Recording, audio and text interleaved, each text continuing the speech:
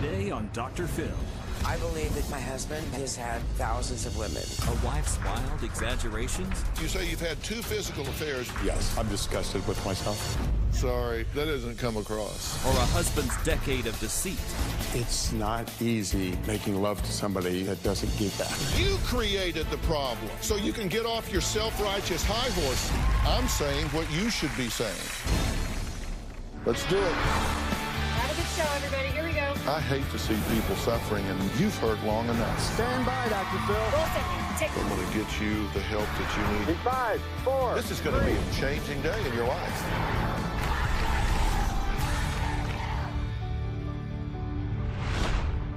This is a bizarre story, so complicated and convoluted that no one will even believe the extent of it. Believe it or not, that's the first line of an email sent to me by a desperate wife. Last year, Deb discovered that her husband, David, has been hiding a tangled web of lies and sexual secrets for over a decade. She now believes that he has cheated on her at least 1,000 times. Take a look.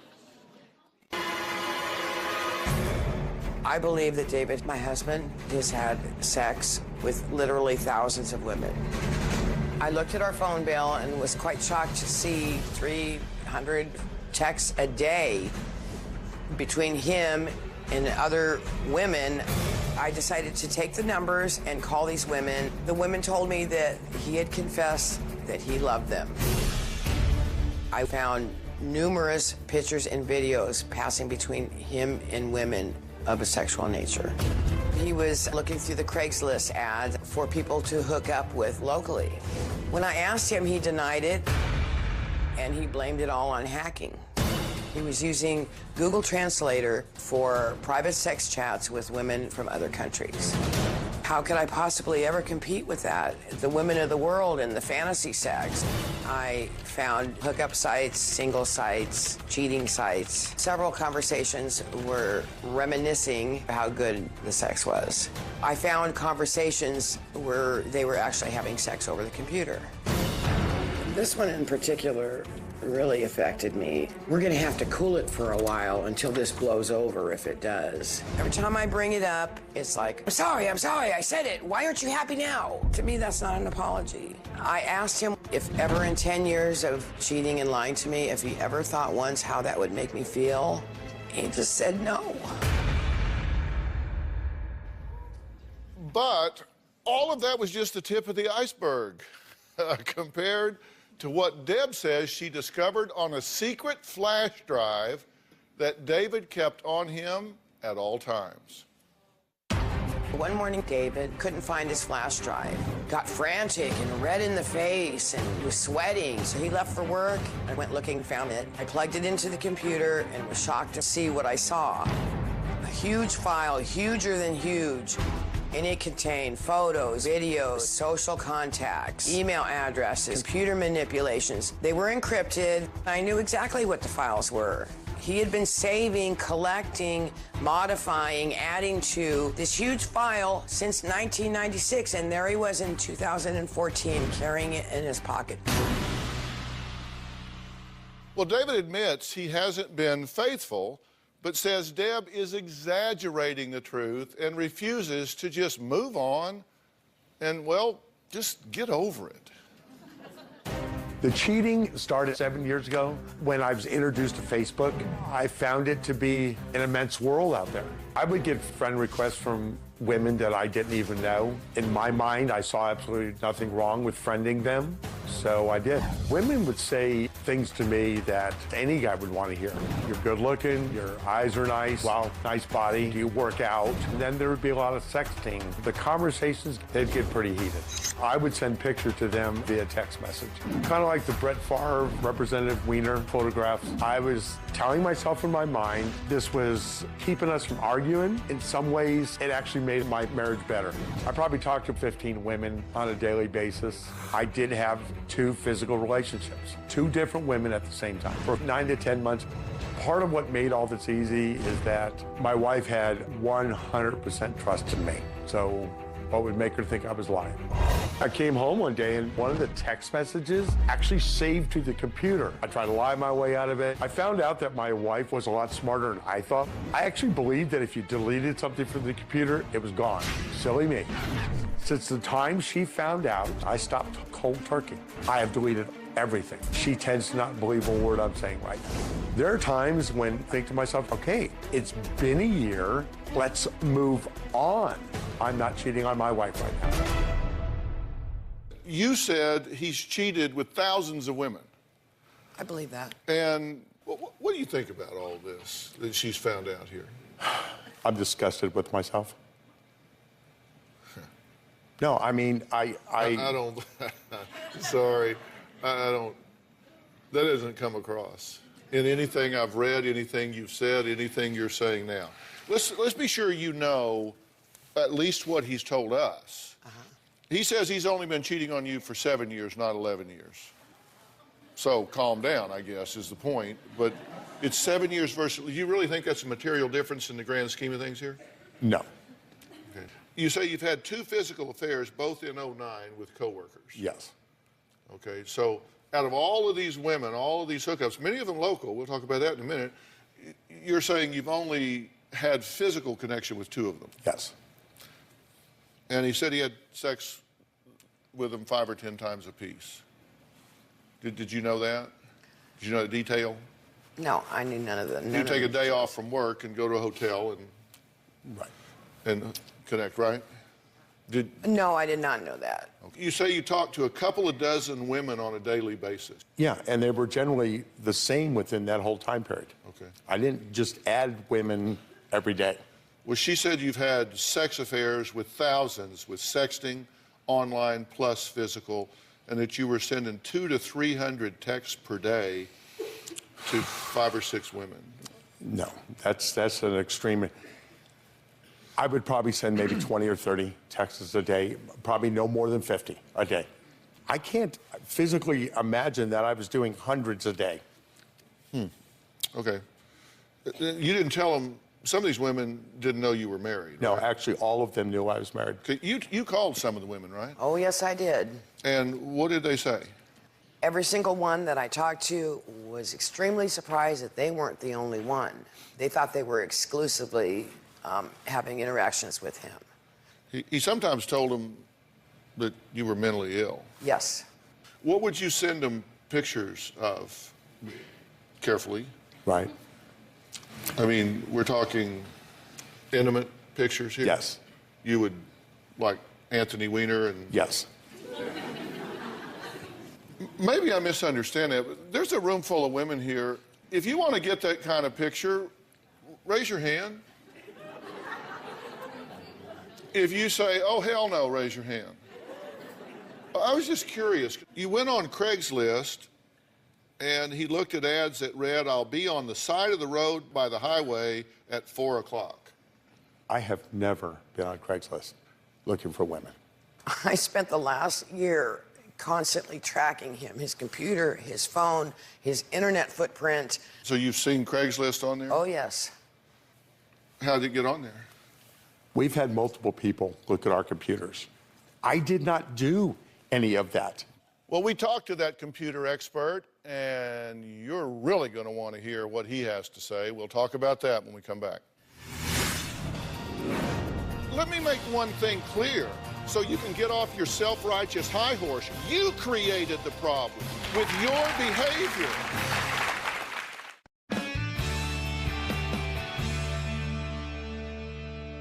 Well, after 11 years of lies and deceit, my guest Deb uncovered a double life that she says her husband David has been hiding. A double life she says is filled with intimate and sexual relationships with thousands of women all over the world.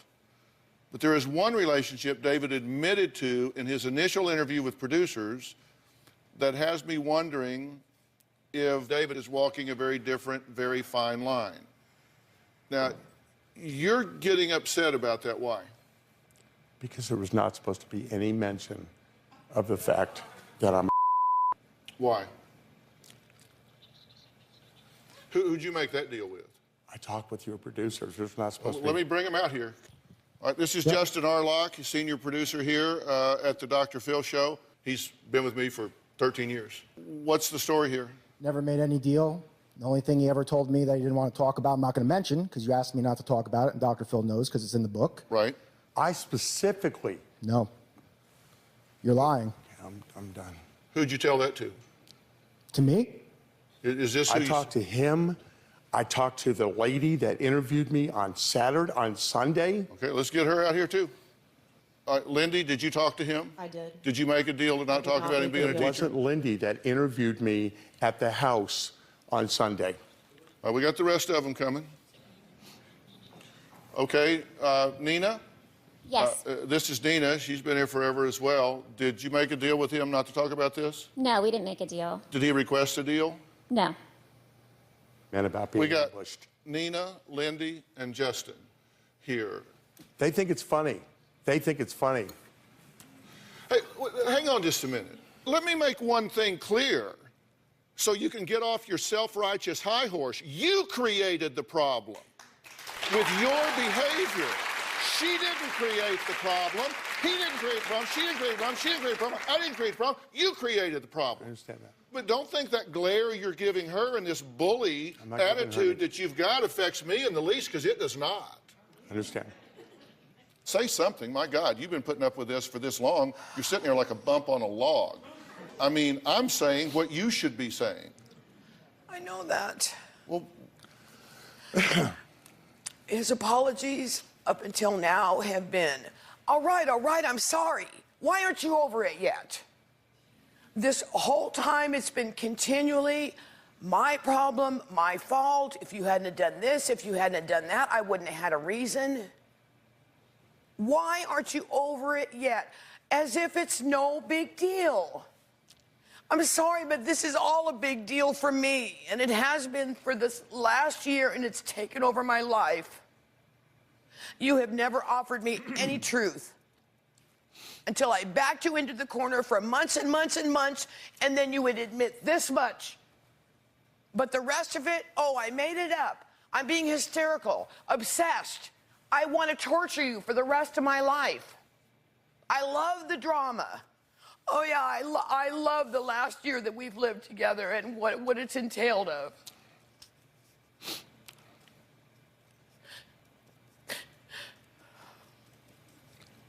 I don't know why anyone would think that doesn't make me proud. That doesn't make me proud at all. why don't you look at her? I don't think anyone could really understand how disgusted I am about what this has actually done to her. I am absolutely disgusted what this has done to my wife. Then why do I have this creepy feeling that it's continuing? Why do I still find suspicious things that make me wonder, and I'm not allowed to bring it up?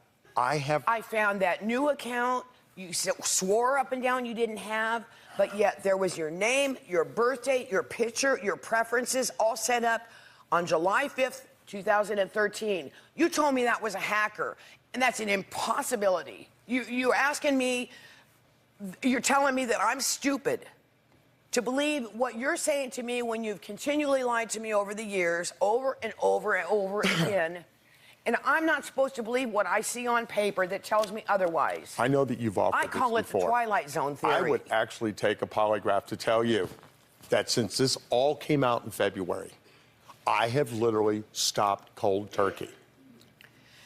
The paperwork that she came out with that said I did something back in July, even something that said I did something the day before my birthday. This is stuff that was happening at 2, 3 in the morning. And you actually believed that I was getting up at 2 or 3 o'clock in the morning and doing this stuff. The computer said so. I'm not making any excuses for what I've done. But I am saying right here, national TV, since this came out in February, I've not texted anyone, I've not been on Facebook, I've not IM'd anyone, That is I've not not called true. anyone or emailed anyone. Well, He let's comes take home- a break and find out if that's true. Next, from hacking David's emails and hiring computer experts to tracking down and calling women David has had sex talks with, Deb says her mission is to uncover the entire truth. And she says, I admit, I have become obsessed with this. It is consuming me. We'll talk about that after the break.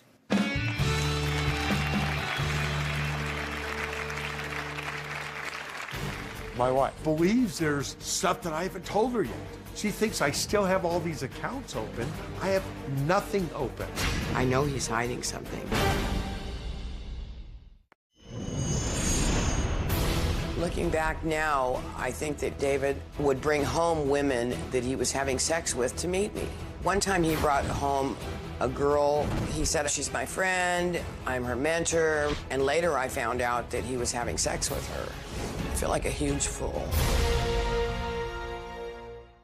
Well, Deb says she thought her marriage was perfect, but one accidental click on her home computer uncovered the world of sex and lies her husband David had been hiding for 11 years. He says, no, it was only 7. Now, Deb says she is consumed with tracking down evidence to prove David is lying and still being unfaithful. Take a look at this and we'll talk. Tried to keep track of David has really taken over my life. I have become obsessed. I have signed up to several dating sites using a different name. Ironically, every single one I went to, I found him on. I made fake profiles so that I could keep track of him.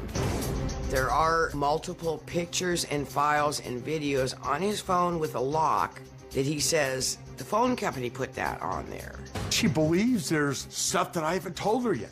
She thinks I still have all these accounts open. I have nothing open. I hired a computer man to come to the house and look at the computer. He confirmed my thoughts. I know he's hiding something. I found another Facebook account with his name, his birth date, his profile, his preferences. She believes that I've actually tried to open Facebook accounts in my name. Now, come on, if I do it, I'm definitely not gonna be stupid enough to do it in my name again. It's extremely frustrating. I'm trying to move forward. I just don't want to be constantly accused and constantly being told everything I've done wrong. I fear that the last 10 years of my life have been a total joke and a lie. Well, we actually have a statement from the computer expert because we've talked to him, and he says, quote, "This computer was not hacked. In this case, the public IP address on this client's internet connection is not registered to the customer. Rather, it is registered to the internet provider. So a hacker would have to search every customer that internet provider had to find this client. In essence, knocking on a whole lot of virtual doors before hitting pay dirt. Also, this would leave a footprint, which was not the case here. In that search, it says that you are still communicating with women. From the IT computer expert, July 15th, 2013, said the desktop PC in question shows a record of multiple occurrences of multiple communications utilizing various forms of social media, such as, but not limited to, social networks, Facebook, Twitter, Skype, YouTube, social and MySpace, Windows Live, home group file sharing, which goes on and on and on. So are they just wrong? Yeah, they're wrong. Now, I want to know. I mean, are they wrong? How do you know they're wrong? Because you didn't do it? I haven't done it. I'm telling you right now, put me on a polygraph. You are so confident in yourself, you think you can actually pass a lie detector test. I'm telling you, I have not done any of that. You come home on Mother's Day after crashing the old computer, which I was happy to have it out of the house. You come home on Mother's Day several months later. Happy Mother's Day, I bought you a computer. Who told you I wanted a computer? You bought it for yourself because that very night you were up all hours of the night according to the event tracking. You set it up. You called the computer me. You put my name as the name of the computer so that you could do your crap on it. What about the other computer tech? He gave us no report, did he? Do you have a report from him? I don't have a report for him. He didn't give us a report because, like the therapist said, he covered your ass. Dr. Phil, I'm telling you, do a polygraph, do whatever you want to do. I am not a pathological liar. I am not psychotic. I have not done any of this since this came out. And this is where the problem comes. I'm not doing it. Well, let's take a break. Deb says her husband's affairs are symptoms of selfish and narcissistic personality that has left him unable to perform as a normal husband, that he's not interested in her now. We'll talk about that after the break.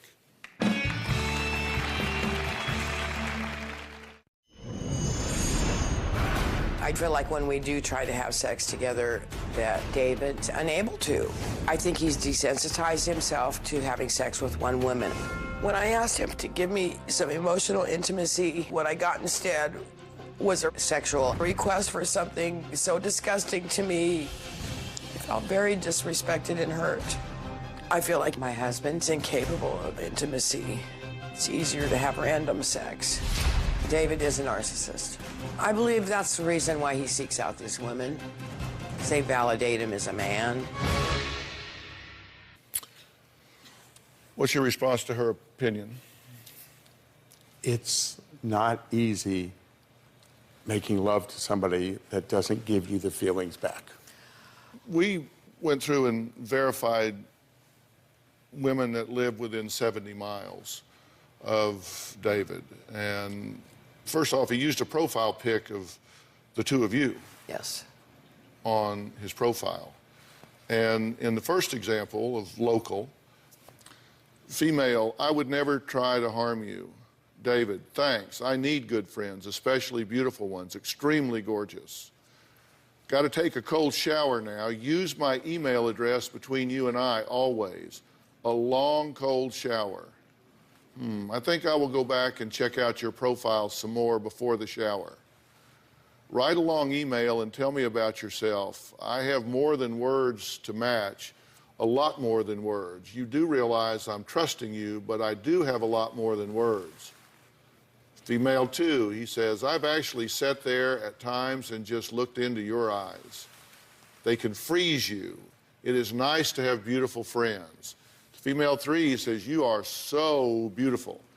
Thanks, David, I needed that. Miss you. Kisses and hugs. David, tons of kisses and hugs and much more.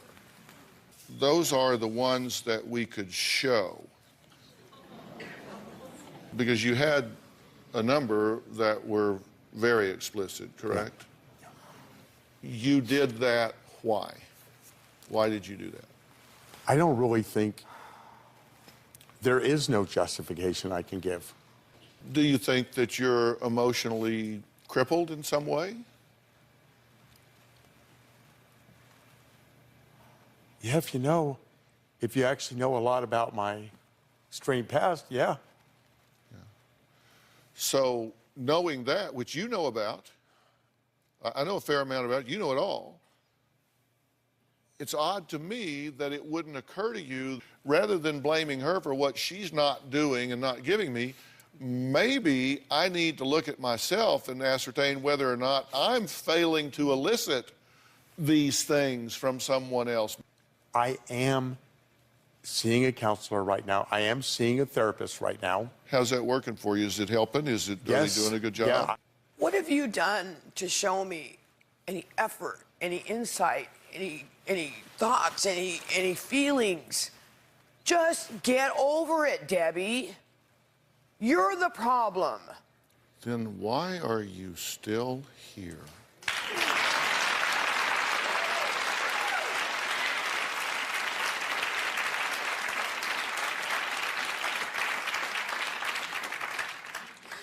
We're going to find out also why she is petrified to leave her husband. We're right back.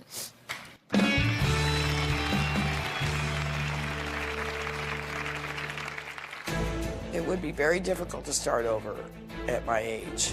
I feel like I've worked really hard on this relationship, and no, I don't want to give up. We have 16 animals that we love, and when I think about having to leave them behind, it's just unbearable to me.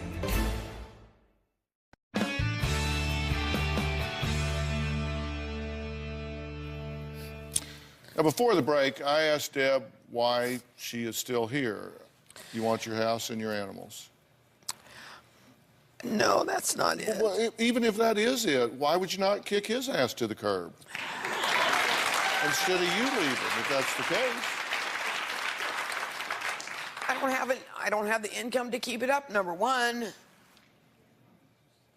How old are you? 58. You know, we're pretty close. And our lives aren't getting longer. They're getting shorter. There's more behind than ahead. And there comes a point where you've got to say, look, I've got to do what it takes to preserve myself, to be healthy, to be happy. I've said a million times, I would rather be happy alone than sick with somebody else. And you right now are sick with somebody else. Oh, yeah. And he cannot give you what he doesn't have. I can't diagnose him sitting here, whether he's narcissistic, has an antisocial personality, a liar, you know, whatever. I mean, you can make up your own decision, but what you know is he's not showing you any genuine remorse. He says, I'm disgusted at what I've done. And that may be the extent of his emotional range, that it's either hedonism, do what makes me feel good in the moment, or be hostile and angry. Because you've been hostile and angry since you got out here. Before you got pissed off about what you didn't want in the show, you've been hostile and angry since the minute you walked up. You're telling her, get over it. This is inconvenient for me, for you to continue to be wounded by my actions. I don't know what to do to make her understand this will never happen again. I will get whatever help I need. I don't know where to go, and I don't know what to do. This is why I've watched your show for years. And we were sitting there one day, and I told her, I said, that's the man I want to meet. She said she wrote you that night. Well, let me tell you what the bottom line is that I think needs to go on your to-do list. You tend to manage people by intimidation. You're a little bit of a jerk in the way you behave towards her. And so, no, she's not going to run and jump in your arms. Look, intimacy involves trust and surrender. And she ain't about to surrender to you because she doesn't trust you. I'd start looking for the door. I'd start figuring a way. I would start figuring a way to save myself mentally and emotionally, because your self-esteem is on the floor. Your self-worth is on the floor. You deserve better than you're getting. Stand up and command respect. And you can't do that if you don't get some help. And I will get you some help with that. I will get you some very specific help with finding yourself again. Next, she spends every day desperately searching online, obsessed with finding a diagnosis for life-threatening diseases and terminal illnesses she knows she doesn't have. We'll meet her after the break. I wake up every day with anxiety about the thought of being ill. I don't discuss this with anyone because I don't want people to think that girl is a lunatic, because I'm not.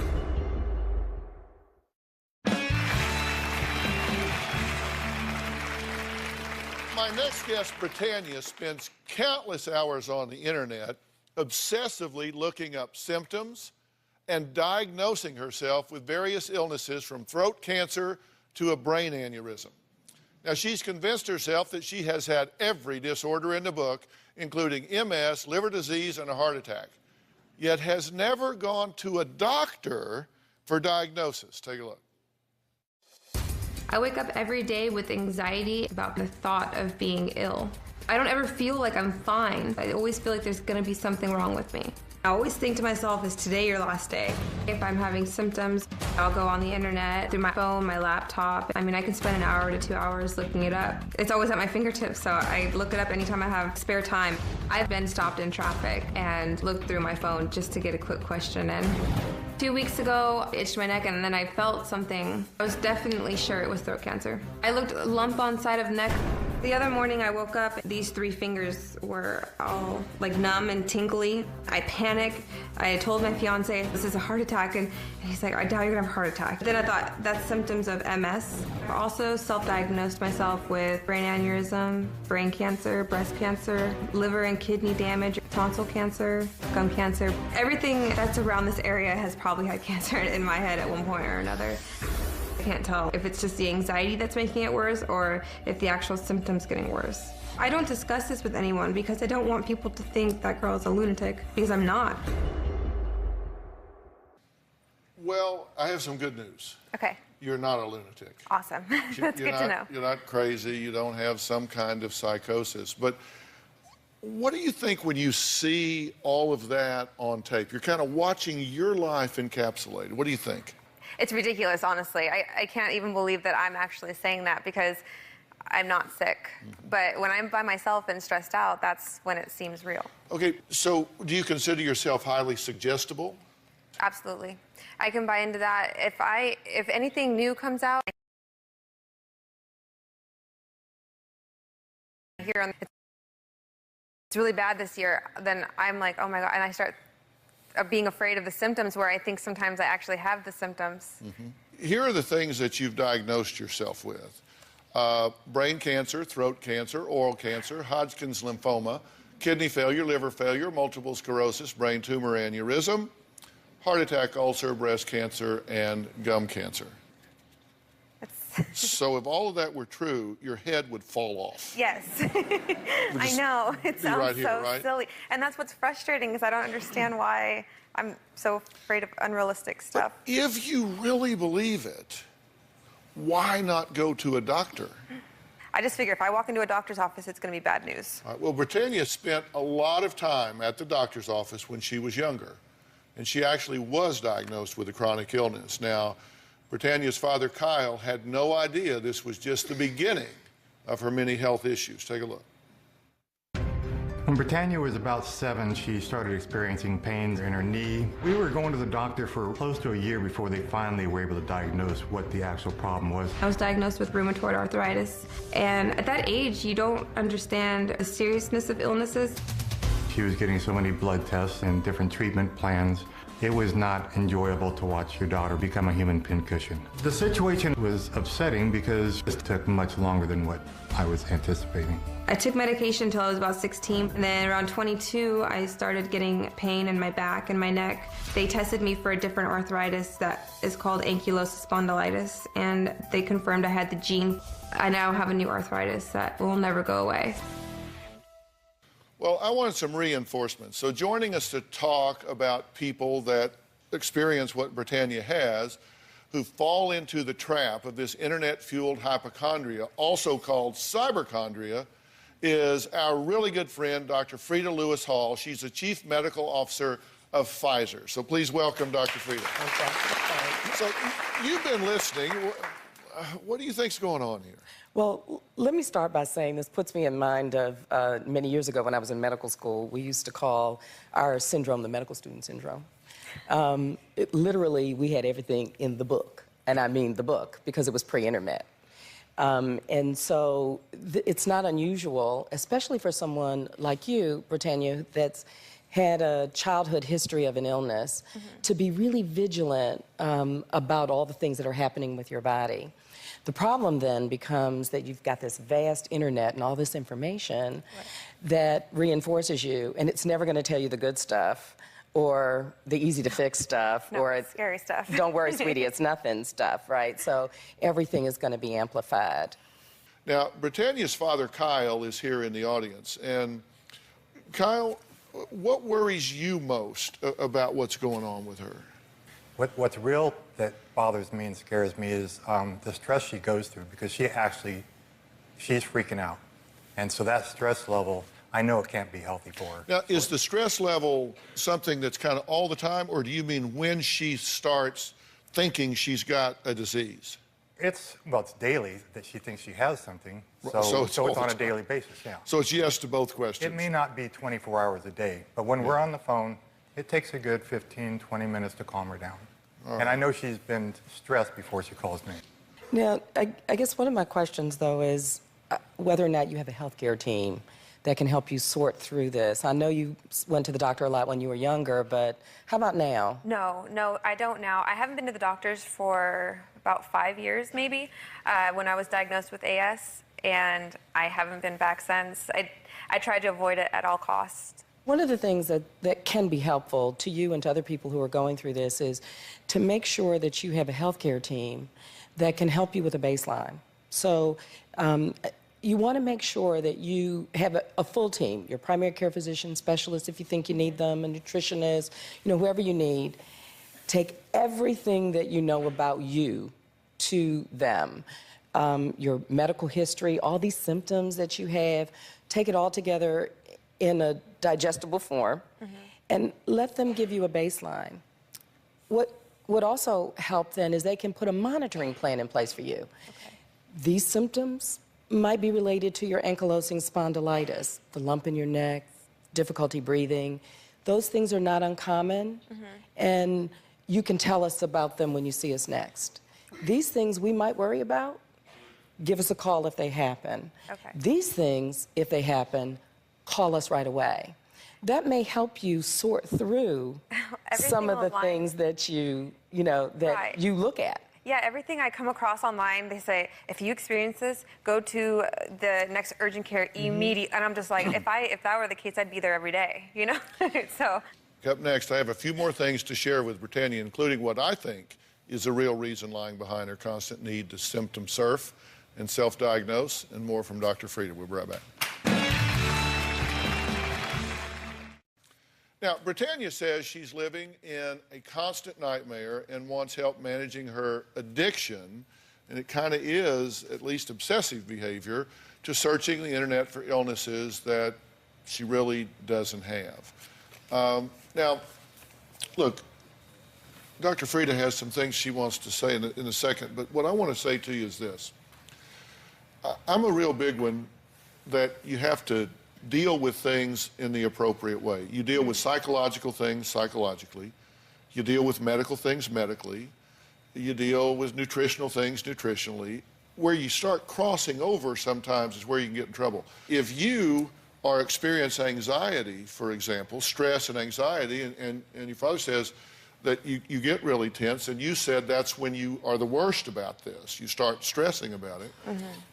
So you have to start dealing with what's underlying the stress and the anxiety. You've got to pick up a skill set, not just an anxiety pill, but a skill set for coping with stress in your day, managing your anxiety going forward, and doing some of the things that will lessen that, which will make you much less likely to go into this. And we'll talk about that in a minute.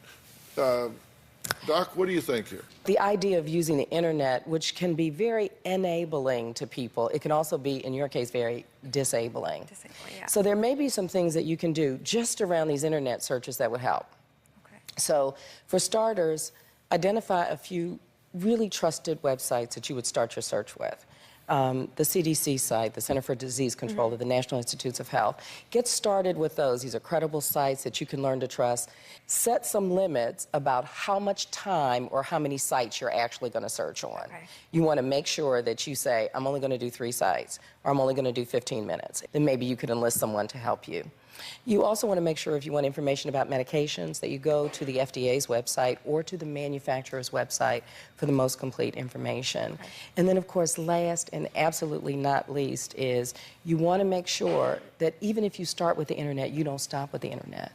That you make sure that you confirm these or get objective help for someone else who knows. So you can start with the internet, but don't stop there. Always get help. And of course, if you want more information on cyberchondria or you want to get more information on other health topics, you can go to gethealthystayhealthy.com. Okay. It's another place for some good information. Yeah, and you said something to me earlier that I thought was a really, really good idea, and that was to make a list of your symptoms before you start the search, so you don't add to it just based on what you read. Right, that's a big problem. And what you said is that you do get caught up in that. So you say, I'm going to check for a headache, and they say, well, what if you also have blurred vision? And you were thinking, now that I think about it, I think my vision was blurred.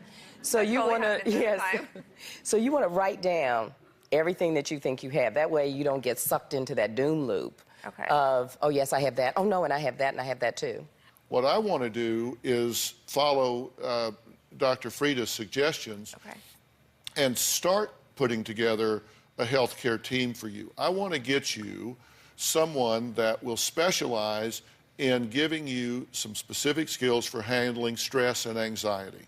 I want to start with that and then build on it from that point, because I think when you learn how to recognize, monitor, and alleviate those, things are going to get a whole lot better. So I'm going to make that just our gift to you, and we'll start with that arrangement. So, Dr. Freya, thank you for being here. As always, a pleasure.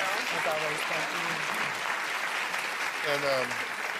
you. And once again, thanks to Pfizer for taking the time to educate people about stuff like this. For more information on today's show, you can visit drphil.com. And say the website one more time. GetHealthyStayHealthy.com. GetHealthyStayHealthy.com. Two great places to go. We'll see you next time. Thank you. Thank you.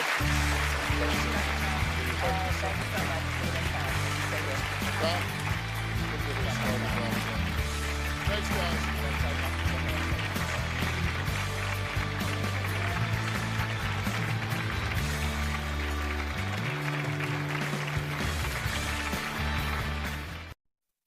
Today on Dr. Phil. Need help settling arguments? Would you like to know what my opinion is? It's no. Dr. Phil asked the questions. Did you borrow this? I dropped it and it broke. This stuff looks like you put it in a blender. And the audience votes on who's right. There's dust under these shoes. Look at this. There's not dust under objects. There's only dust around objects. This is going to be a changing day in your life. Have a good show, everybody. Here we go. It matters to you. That's what I want to talk about. Are we ready in the booth?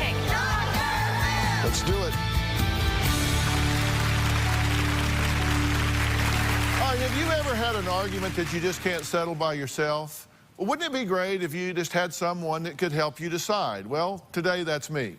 I'm your tiebreaker. Now, Britt is here. She's 18. Her dad, John, says she's kind of a slacker. You think that she doesn't do as well as she can. She doesn't live up to her potential. She could do a better job. I think she could put more effort into whatever she's doing, whether it be washing a car, studying her acting career. Okay, so you think she's not acting hard enough? Yeah. You think she needs to? You think she needs to go to more auditions? She needs to what? What is it she's not doing? Yeah, I think that maybe watch more about other actors. What do you think? Well, the thing is, Dr. Phil, that I just graduated from the New York Film Academy 3 times a week, night school, and I had professional teachers, many different acting classes, and I've been doing this for about 4 years. Before that, I was doing acting classes 2 years every Sunday. I mean, I don't know it all, but I know more than my dad does because I've been studying it.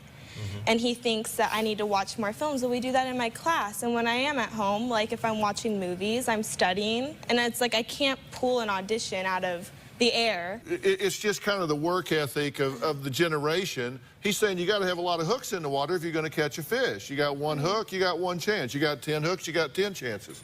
You're saying that she should have more hooks in the water, right? Correct. Can you do more than what you're doing? Are you waiting for it to come to you? I'm not waiting for it to come to me. I actually have been out there. I'm doing basically everything almost by myself. And it's a hard industry to get into. I see a lot of girls go to auditions. Their mom is right there, like in on all their business. They have everything written down for them. It's like, and then I go in, I'm like, I'm doing this all by myself, first of all. And I just got a new agent. I went and auditioned, bam, grabbed me, and I did that by myself, got a new manager, picking out classes by myself, paying for these things by myself. Well, you must have some skills if you got an agent. Yeah. Because an agent won't sign you if they don't feel like they have an opportunity to get you work So or they I don't get paid. see how that's not trying my best. Well, millions of people are seeing you right now. Exactly. So, I mean, seriously. Do you like this face, America? Yeah. So be radiant or be dark or whatever it is you, whatever your deal is. I mean, this is the time and place. So you're here. That's a good thing. All right. Now, Dad even complains about the way that Britt cleans his house. Take a look at this. Hey, Brett. Hey, Dad. Just finishing up your laundry. You are. Yeah. You got my shirts all going in the right direction. Me and my father. We do argue a lot. Daughters and daddies sometimes just don't see eye to eye. It's always bickering, and it's a tragedy because I had to move out. Did you dust? Dust will get you sick. I don't look forward to you pointing out my flaws. You can get under these shoes. Look at this. Come on. You got to get up there and clean that. And then there's a fly in the house. When they're 18, they seem to know everything that you don't know. No need to hover. I know what I'm doing. Make sure my socks are all, don't be matching them up weird. Maybe something can get resolved from this. Be sure to pick up all your stuff. Don't leave it stuff all over for me. Okay. Now, Dan, are you being a little obsessive here? You think? A fly? I left a fly in the house? I'm just curious if you think so. Thank you. I think it's not being obsessive, but I think it's good practice to, it's just fundamentals. I mean, if you're going to clean something or you're going to do something, you're going to put every bit of effort you can into that. And that's kind of how I work. But Dad, is that house not spick and span when you walk in? It's decent. It's decent. It's Yeah. decent. That's his word to me. It's decent. Well, you could have done this a little better. Well, what about this, Britt? What about that? You're an actor. Let me hear the speech he gives. Britt, if I were doing it, I would have done this. And with the paving company, if you would have considered this paving, you would have done it this way. And Britt, you're not going to get anywhere if you do everything half whatever. It's everything he compares it to paving. She do you pretty good? As far as? I mean, she just gave a speech. Is that pretty? It's all right. He compares to paving. I compare to hard work, Brett. Yeah, he's a really hard worker, but so am I, and he doesn't realize that. So he's really hard on me. I'm like, Dad, you really need to open your eyes, look at all the other teenagers out there, and realize that I'm not that bad. I agree with that. He's not that bad, Doctor. All right. Gabrielle is here. She's your ex-wife and your mother. Yes. I don't know. He seems a little anal to me. Come on. No, I'm serious. You seem a little harsh with her. A little, I don't know. What do you think? I think that her daddy needs to respect his beautiful daughter, that she's a wonderful, beautiful girl. And he needs to know how to treat her with compassion and respect and love. Yeah. I do that. In fairness, I don't read that. As I watch him watch her, I think he admires her greatly. I think he thinks the world of her. I don't think that you hold her in bad esteem. I just think you have this need for control, and so you're trying to tell her how to do what she's doing, and I'm just wondering if you think that's working for you. Is that creating the result you want over here? No. But you know what, Dr. Phil? Well, there is no but. If the answer is no, well, what's the but? Okay. You worry about him. I worry about my daughter, and I want to make sure that she does everything possible to be successful. Worrying in about her your life. daughter and criticizing her dusting skills Dr. are Phil, two she very didn't even different move things. a shoe. You don't dust around. How would you? I mean, you don't dust around objects. You pick an object. But there's not dust under objects. There's only dust around objects. No, if the object is on the shelf, there's no dust under it. I understand I'm that, a dust arounder, so I get that. Okay, well, if you have a shoe that's picking up in the front, you're going to have dust under that shoe. So if you move that shoe, it's a lot easier to dust than trying to work. You couldn't dig a bigger hole if we had a backhoe. Dr. Phil, can I say something? Yes. I love my dad very much, and I love spending quality time with him, but sometimes he makes it really unenjoyable, where I come to his house and I'm automatically in a bad mood. Did you do your hair like that for the audition? Oh, are you gonna wear heels? It makes you look slimmer.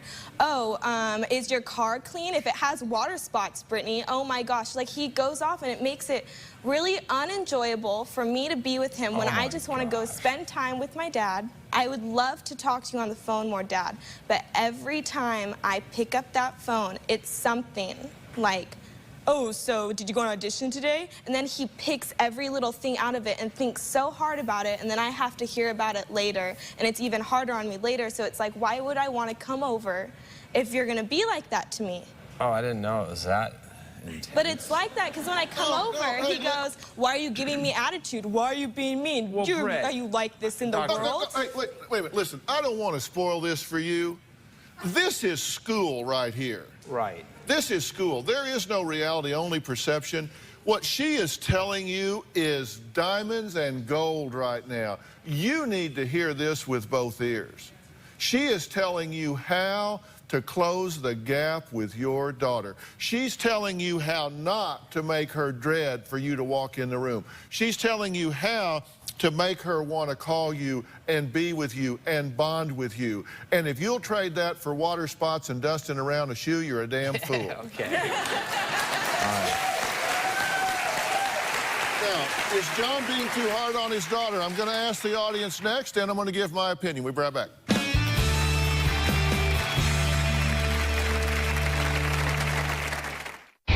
Monday on an all-new Dr. Phil. Who in here is being honest? They all have issues. Have you been drinking today? No, I did drink last night. Because the makeup artist smelled alcohol on you this morning. But one of these women They're mean to me. You're two-faced. You're so controlling. will take their anxieties Get an ambulance right now. to the extreme. That's Monday.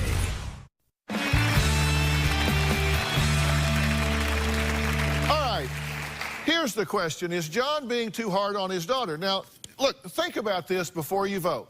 I want you to pick up your gadgets, but don't vote. Think about this, because here's the deal.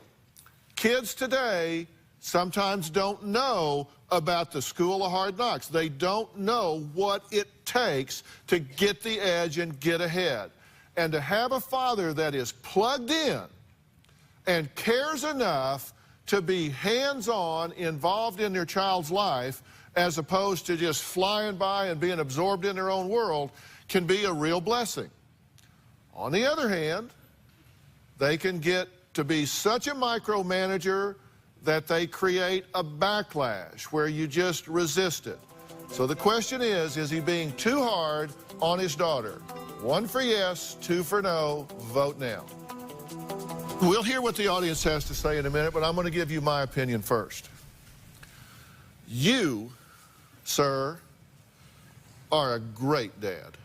Thank you. I mean, you really are. I love that you are so interested and so involved with your daughter. I really do. And if we had more parents that are as plugged in as you, and you as well, I can hear it in your voice and the things that you say, you are blessed. Yes, to have these two folks in your life. So I think you're a great dad. Your technique is getting in your way.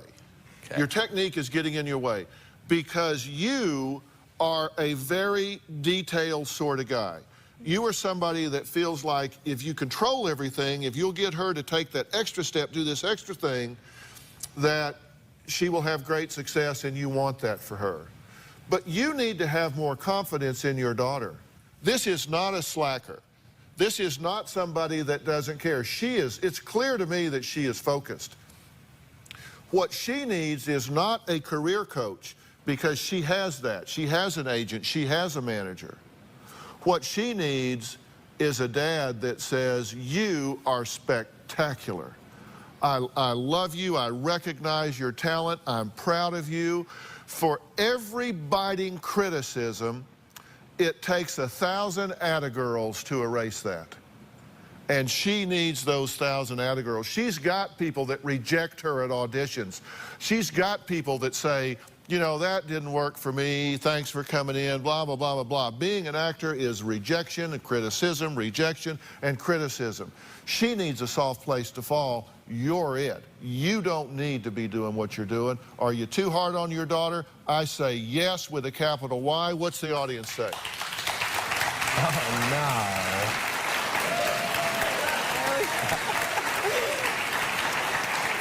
90-10.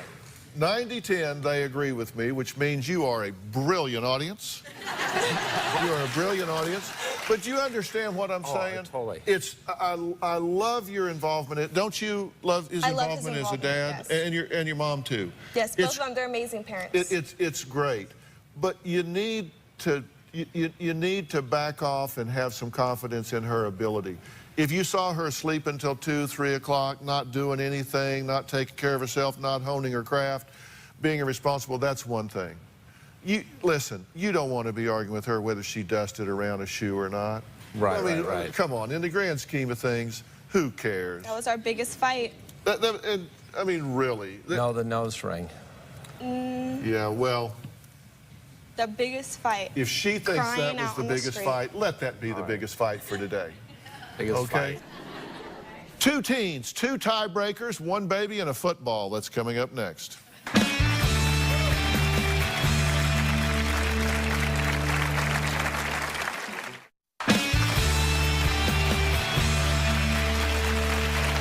You're Montana. Yes, sir. You're Zach. Yep. Fumble. That is how they start every day. It's a team tiebreaker day today. They're both in college. He goes to class, she goes to class. He plays football on a scholarship. He fumbles. And then they've got this one to handle along the way. All right?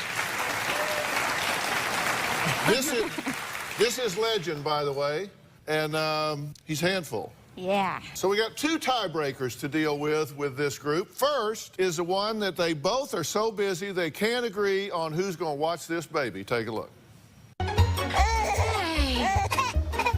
Being a teenage mom is very hard. When I have a baby and I'm a wife and I go to college. Oh. I'm a full-time student, I'm a full-time husband, and I'm a full-time dad. Oh. We're both busy at the same time, and we have our little disagreements on who should take the trash out or who should go do laundry. You did this? Yes. It's a good thing I was here. You forgot it, huh? My husband, Zach, is on a football scholarship. I'm hoping that I become a professional football player. We'll use Dad's jersey. Zach and I have disagreements on who's going to take care of the baby when we both have other plans. Oh, it's your turn to watch them, and then we get in an argument. Montana, when was the last time you ate? As a teen father, it's been pretty stressful. I go to school, and then I go to football, and then I come home, and I have to take care of Legend. It's hard to determine which one should watch him while the other one works. Dr. Phil, when I get home from a football practice and I'm exhausted, is it unreasonable for me to expect her to stay home and watch Legend while I crash? You've got football practice, what, 2.5, 3 hours a day? Yep. All right, because you're on scholarship to a college. Yep. You play football. It's hard. It's a lot of work. You're running, you're sprinting, you're doing all this stuff, getting knocked down. Yeah. Right? I went to college on football scholarship. I know it's a lot of work. It's a job. Yeah. Do you appreciate how hard he's working on that? Yeah, I do, a lot. But you work hard with the baby as well, right? Yes, and Okay. school. I should be able to go out and do my thing. Like, I'm a runner, and so I want to go out and run while he should stay at home and watch Legend so I can go do my thing. So you cover the baby while he's doing his exercise and working out, then he should cover it while you do that. Yes. And then you all get back together. Okay. Should Montana watch the baby so Zach can sleep after football? Yes or no? Okay, everybody vote now. All right, now I'm going to give you my opinion, then we'll see whether you agree or not. No way, buddy. No way. Are you kidding me? Are you kidding me? Look, that's the reason you don't get pregnant when you're a teenager. That's the reason you don't get pregnant, because you're still busy putting your life together. You should be fighting to get to have time with that baby, not trying to push it off so you can take a nap. Are you kidding? If you guys start keeping score, okay, I had 2.5 hours with the baby. Now you have 2.5 hours with the baby. You're going to be a single mother. You should have thought about that when you were thinking about this. All right, let's see how the audience voted. Wow. Oh, wow, pretty split. Robin, how did you vote? Oh, I voted no. He should take over and send her off to do her thing. Okay, Go, so honey, go. Well, so, okay, now you guys have a second tiebreaker question as well, right? You're newlyweds, and there are already issues over money. The things that are stressful right now are finances. We're surviving on student loans right now. I want to spend money on something that I will actually use. I had made money over the summer, and I'd saved up money, and I wanted a new TV. And I would rather think about how many shoes I could buy with how big that TV was. Well, we have the TV. Dr. Phil, should Zach have a higher say in how our money is spent just because he earned most of it? I think it should be a mutual decision. Okay, so here's the question. Should Zach be in charge of the money because he earned it? I'm guessing that you say no. Oh, yeah. Correct? Because you say you want to have as much say with this money as he does. Okay? I didn't say that we should spend all our money on TV and things that I want. Oh, you just did? What were you doing before? Just listening to the radio? Well, we did already have one. Well, you had a TV. Yeah. Now it's in our bedroom, and the big one is in the living room. Yep. Okay, and you'd rather have some shoes sitting there. Mm-hmm. We don't have Would you like to know what my opinion is? It's no. You didn't have to come all the way here to know that, did you? No. Okay, but here's the thing, and listen, I want to answer this kind of seriously for you because this is important. Yeah. You're married now. Yeah. You have a family now. Mm-hmm. You have a partner in life now. You also have a precious child. And all of that money that's made, whether you make it, wherever it comes from, that's all family money. Mm-hmm. I've been married 34 years. There is no more me money. Yeah. I mean, she knocked the button clear off that thing when she was voting a while ago. There is no me money. It's all us money. Yeah. It's all family money. And just hope that it's us money. Yeah. Instead of her money. Okay. And that doesn't mean you can't negotiate. Mm-hmm. There's nothing wrong with buying a television. Yeah. If you have everything else covered. Mm-hmm. And you have the proper amount in savings, you're putting the proper amount back for college, you've understood that it costs $250,000 to raise a baby from 0 to 18 years old before you get to college. You have all of those things. I assume you've got all that covered before you brought this TV? No, I didn't know those I mean, facts. do you have savings? Yeah. Okay, and let's see what the audience voted. Yeah. This isn't even a close call. 16% of the audience said you made the money, so you should get... Stand up if you voted yeah. No, stand up. Stand up if you voted that you made the money, you should get to spend the money. Okay, guy. Okay, then a guy, one woman. Okay, 2 women. Okay, so that's your posse, dude. Everybody else says no. Another thing, we also spend too much money on food, apparently, he says. Oh, because really? he would rather just have cereal and a peanut butter and jelly sandwich when I would rather have chicken and mashed potatoes and corn and green beans. Okay. So you're not feeding this girl? No. Okay. I'm not complaining that she cooks because I love her cooking, but we can't afford to eat steak and mashed potatoes and green beans and a 4-course meal every night. Yeah. What'd you spend on the TV? No, seriously, what'd you spend on the TV? It was $500. $500? Yeah. And so $500, so that'd be an extra $50 a month for 10 months on 5. I don't know. Is it high def? No, it's just plasma. It's plasma screen? Yeah. Yeah, how big is it? 42. 42-inch plasma screen, yeah. No, you can't have any corn. Okay. All right. All right, the next teen tiebreaker. Should parents have passwords to teens' MySpace account? Should they be able to look in on what they're saying and doing? Talk about that when we come back.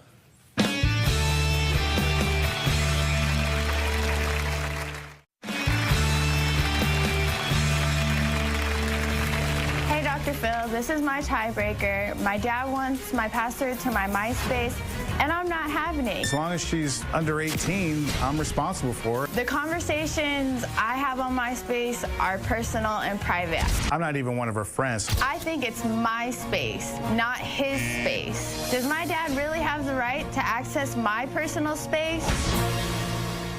Okay, well, that was Ashley. She's 15 years old, and she says her dad, David, wants to get into her MySpace and have access to what's going on there and talk about it. So their tiebreaker question is, should Dad have the right to Ashley's MySpace password? You say yes.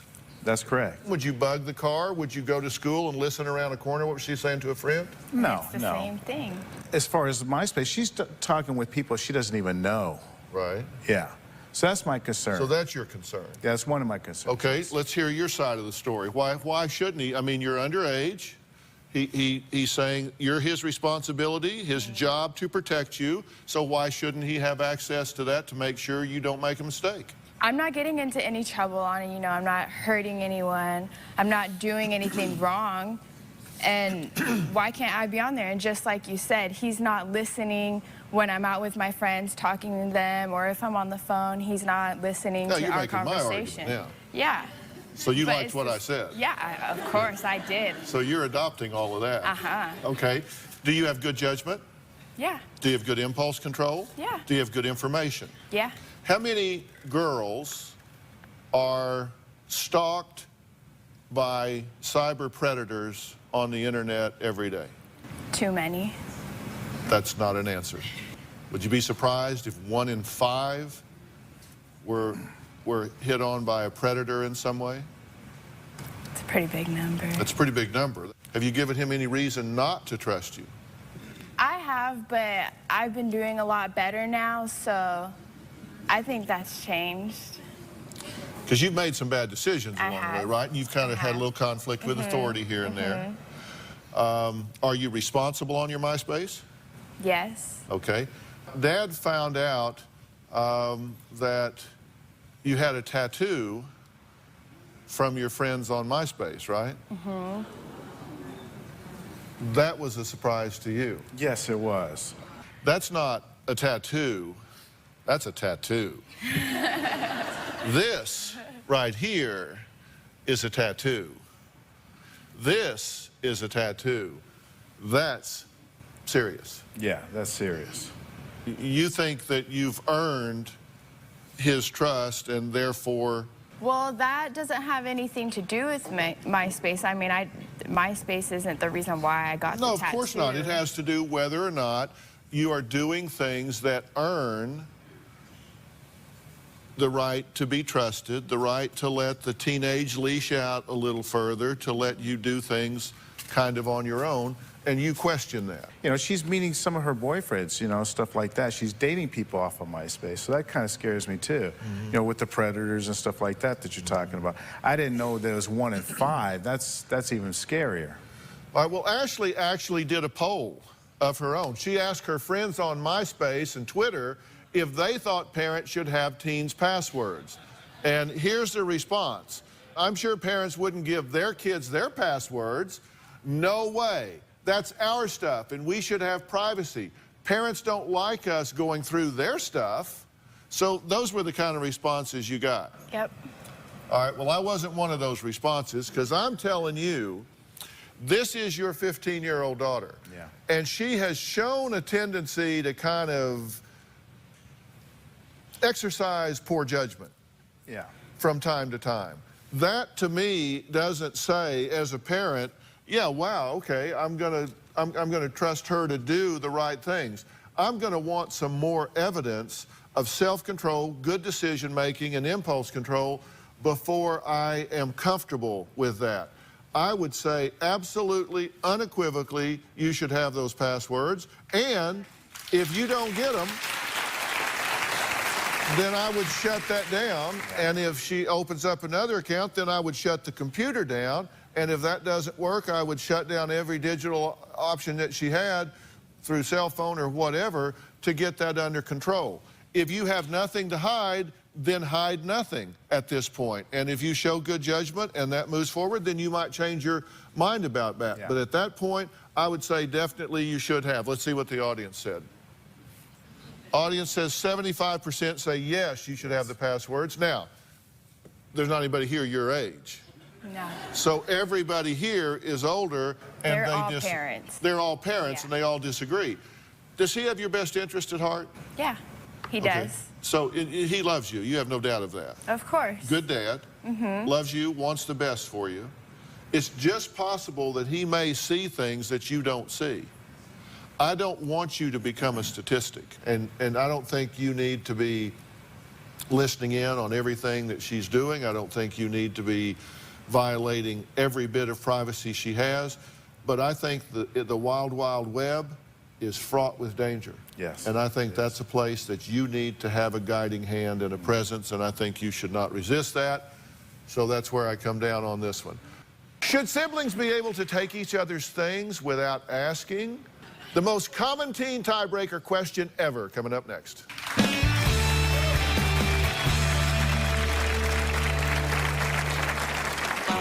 My sister always borrows my things without my permission. Sometimes she even breaks them. My laptop, my iPod, my sweater. Oh, sorry. Dr. Phil, help.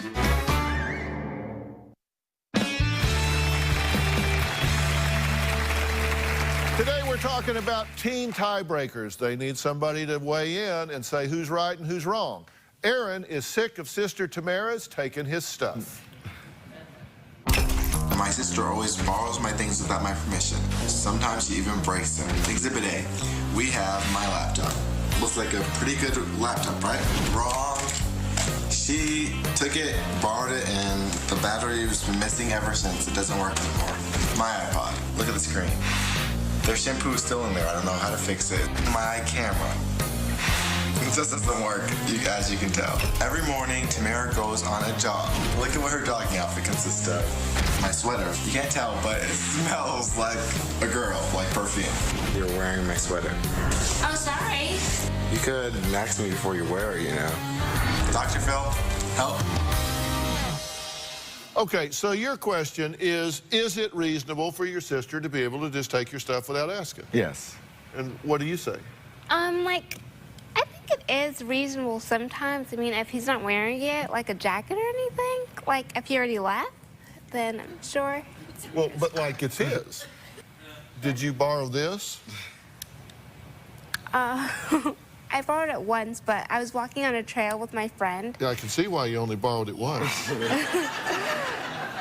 And then, I don't know, I dropped it, and then, like, it broke because the rock was underneath, so. Well, I can see like it broke. Yeah. So you borrowed that. You borrowed this. What is in there? That's shampoo. That's I shampoo? don't know how she got it in there. Like. Did you think this was one of those shower things you wear in the shower? No, because I was washing my hair, and, like, it was on the counter. I didn't even borrow it. He just left it there, and my shampoo bottle fell on it, so. Does that ever work again? No. It kind of works sometimes. It's a bit jumpy, but.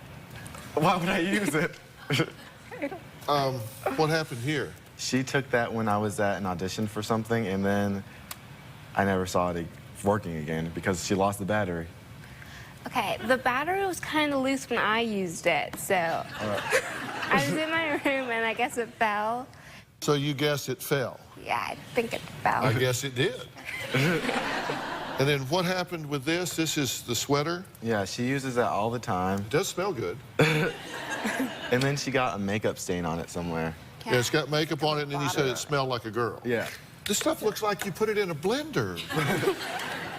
Are you kidding me? Are you like one of those gremlins? If you feed you like after midnight or something, you tear everything up? No. Do you borrow her stuff? No, never. You don't see me wearing her heels or anything. Well, as far as we know. How old are you? I'm 17. How old are you? 15. So you're going to be together a while? Yeah. Yeah. Okay, here's the question. Should Aaron's sister be allowed to take his items without his permission, yes or no? Take out your Padgett gadget now. Vote. I'll give you my opinion real quick. She shouldn't be able to borrow his stuff with his permission.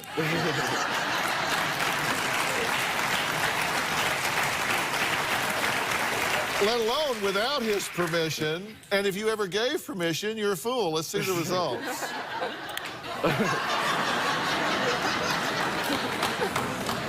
So what do you think? Yeah, I probably should stop borrowing his stuff and buy my own stuff.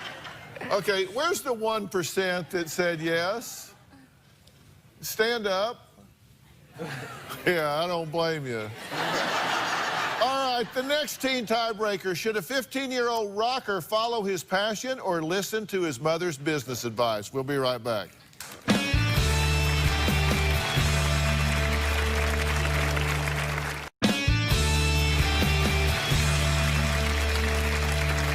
Well, Mom Carla says her son Anthony is the next guitar legend, but they disagree on how to move this music career forward. Hi, Dr. Phil. I'm Carla. This is my very talented son, Anthony. He's 15.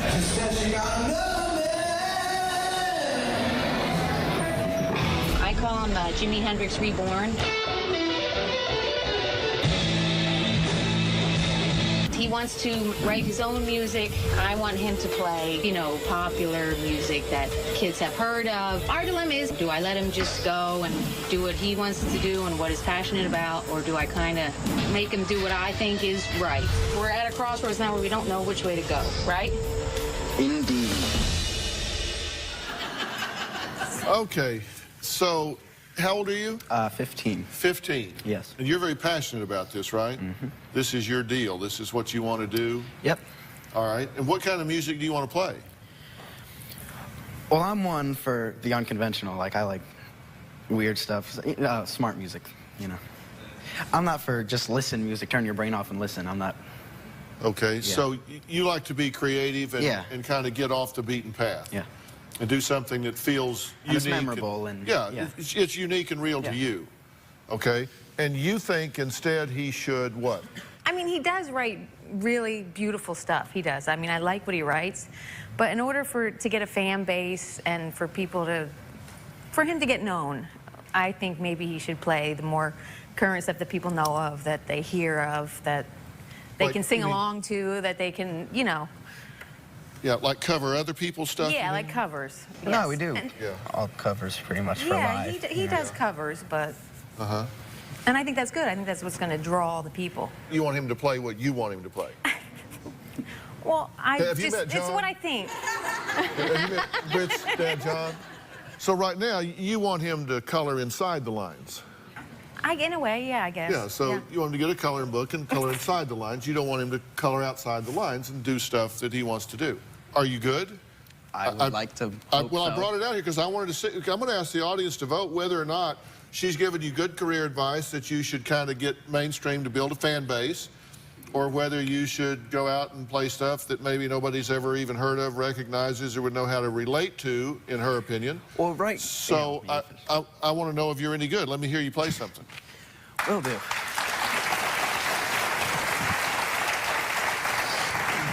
Okay. Give us 30 seconds of your best Waylon.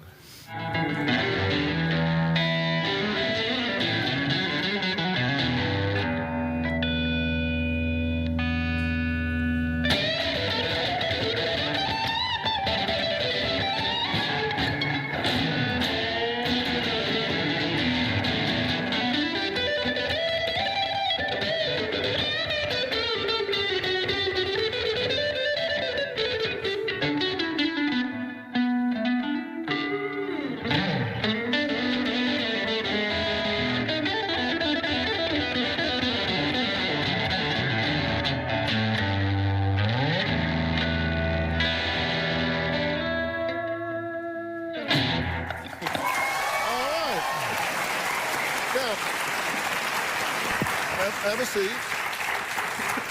I have to admit, that is pretty impressive.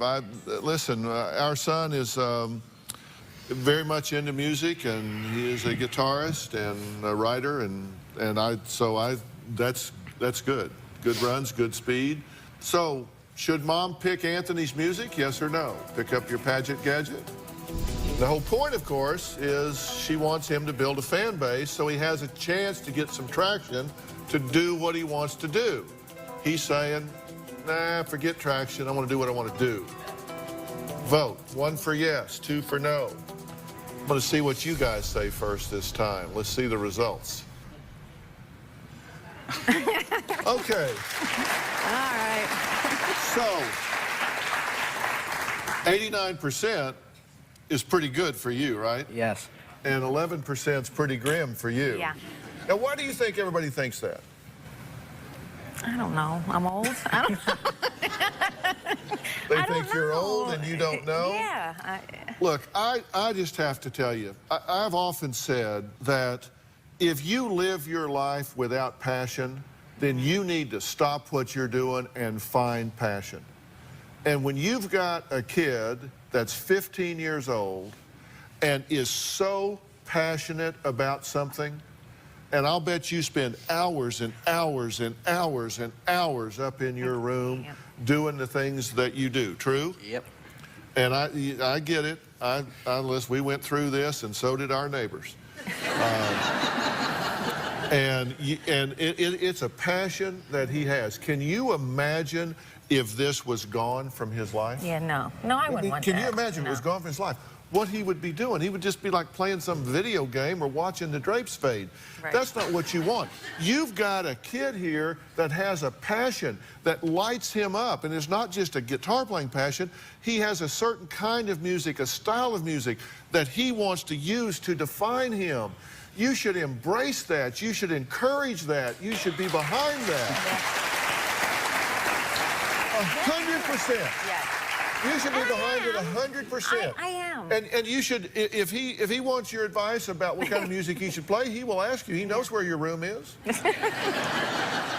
He can come ask you. But in the meantime, you should get 100% behind what he's doing. And let me tell you, he's good.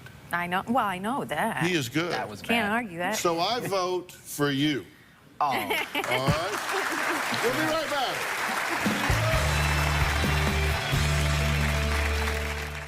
All right, I want to thank all of my guests today, and a special thanks to Paget for the Paget gadgets that our audience used to vote today to help break our ties. We kind of agreed on most stuff. There was one we were kind of 50-50 on. If you want to comment on any of today's teen issues, visit Teen Talk message boards at drphil.com. Thanks for being here. So long. See you. Thanks, guys. See y'all.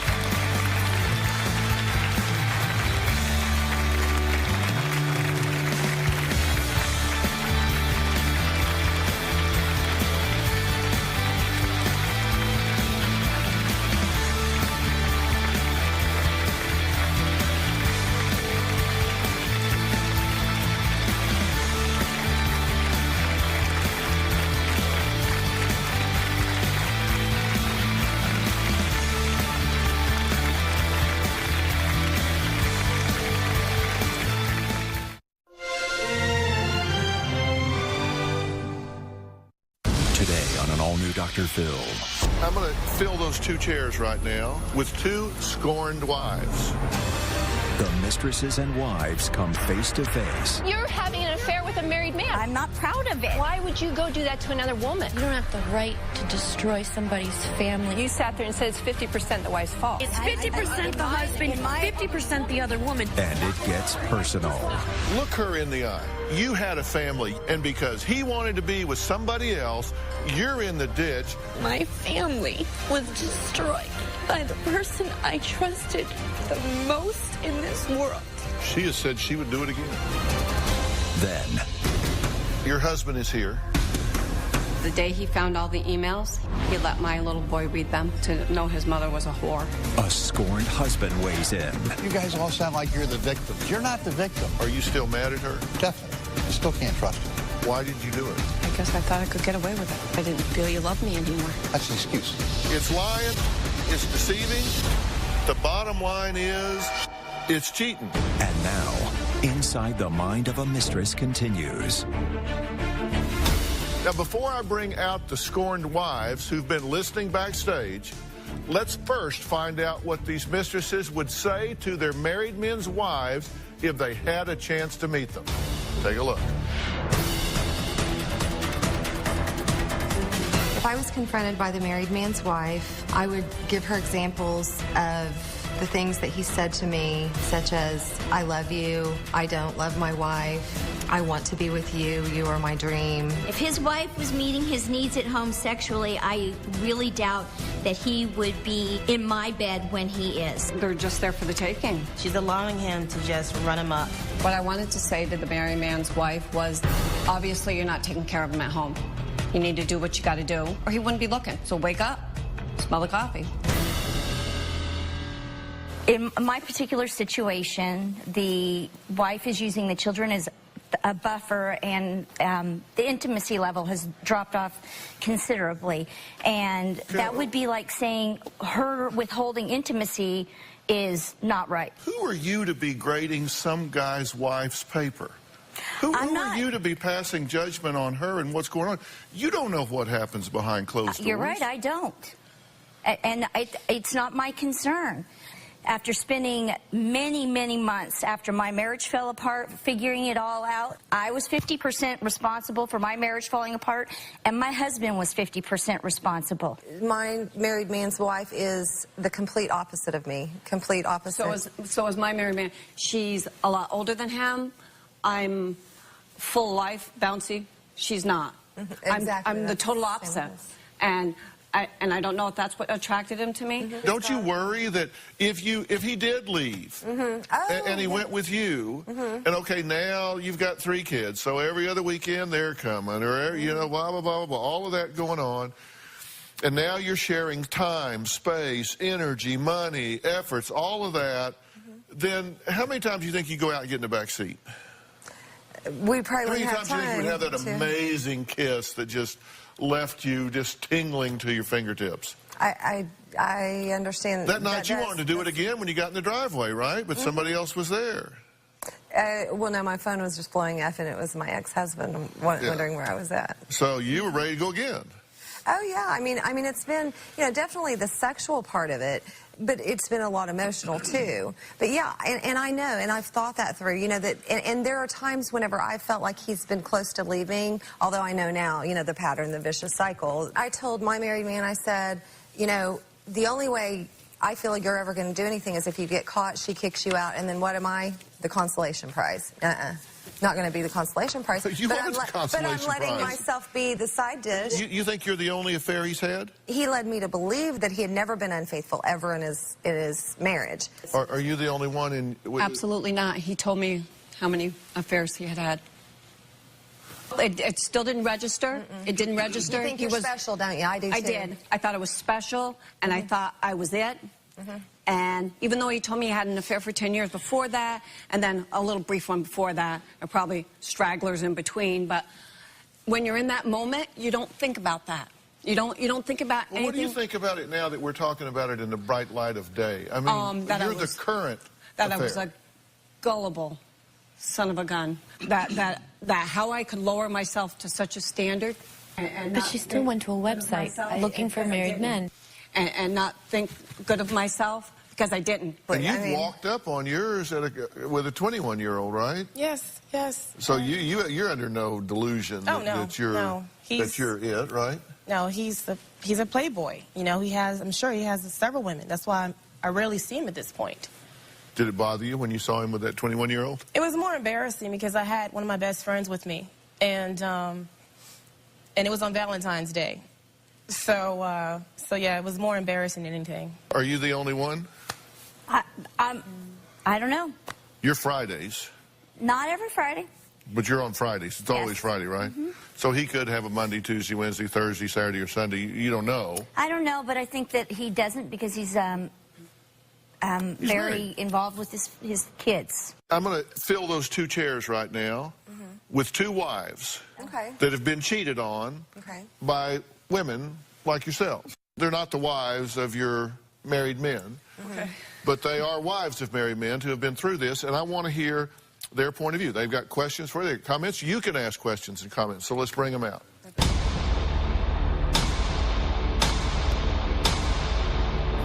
Coming up. What do y'all think about what you've been watching?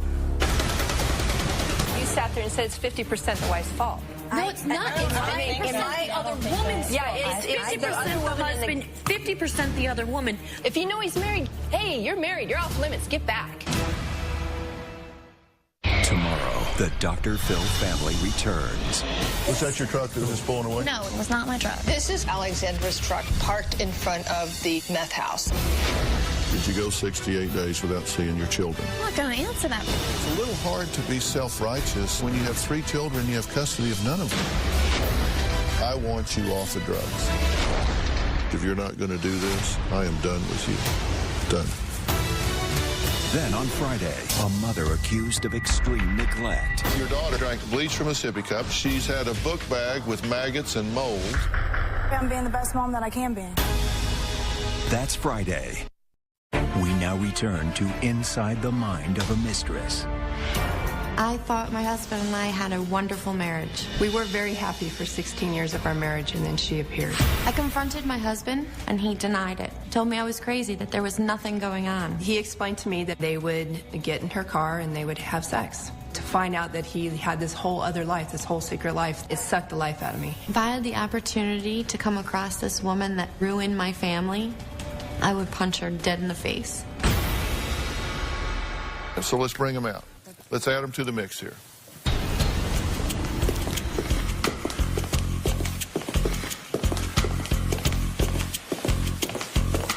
Hi. Hi. Dr. Phil. Sue. Sue? Hi. Dana. Dana, how are you? Good, how are you? You guys have been watching the entire show, right? Yep. From monitors backstage. Mm-hmm. What do y'all think about what you've been watching? What you've been hearing? I mean, you sat there and said it's 50% the wife's fault. No, it's not. It's 50% the the other woman's Yeah, fault. it's 50% the husband, 50% the other woman. Why would you go do that to another woman? I didn't go do it to another woman. No, but you're having an affair with a married man, right? I realize that. I realize I'm doing that to another woman. I'm not proud of it. If you know he's married, he's off limits, dude. Hey, you're married. You're off limits. Get back. Go away. We had a great marriage, and he threw it all away over a 25-year-old girl who doesn't even speak English. Well, and I've always worked with men. Always worked with men. I get along better with men than women, and I have never, ever thought about cheating on my husband. Not every single marriage is a true, sacred, respectable on both ends. And this situation, no, what I'm saying is, some people have open marriages. So if a woman allows her husband. His wife doesn't think she's in well, one. if she, no, I think she's not naive. But if he has an open marriage or not, do you want to be involved in that? No, I don't. That's why I'm trying to distance walk myself. away. That's what Just I'm walk trying away. to You do don't. right now. Do you want to be the one that's screwing up their marriage? I mean, of course not. Now, you can dress it up with all the psychobabble you want. You can give it all of the spin that you want.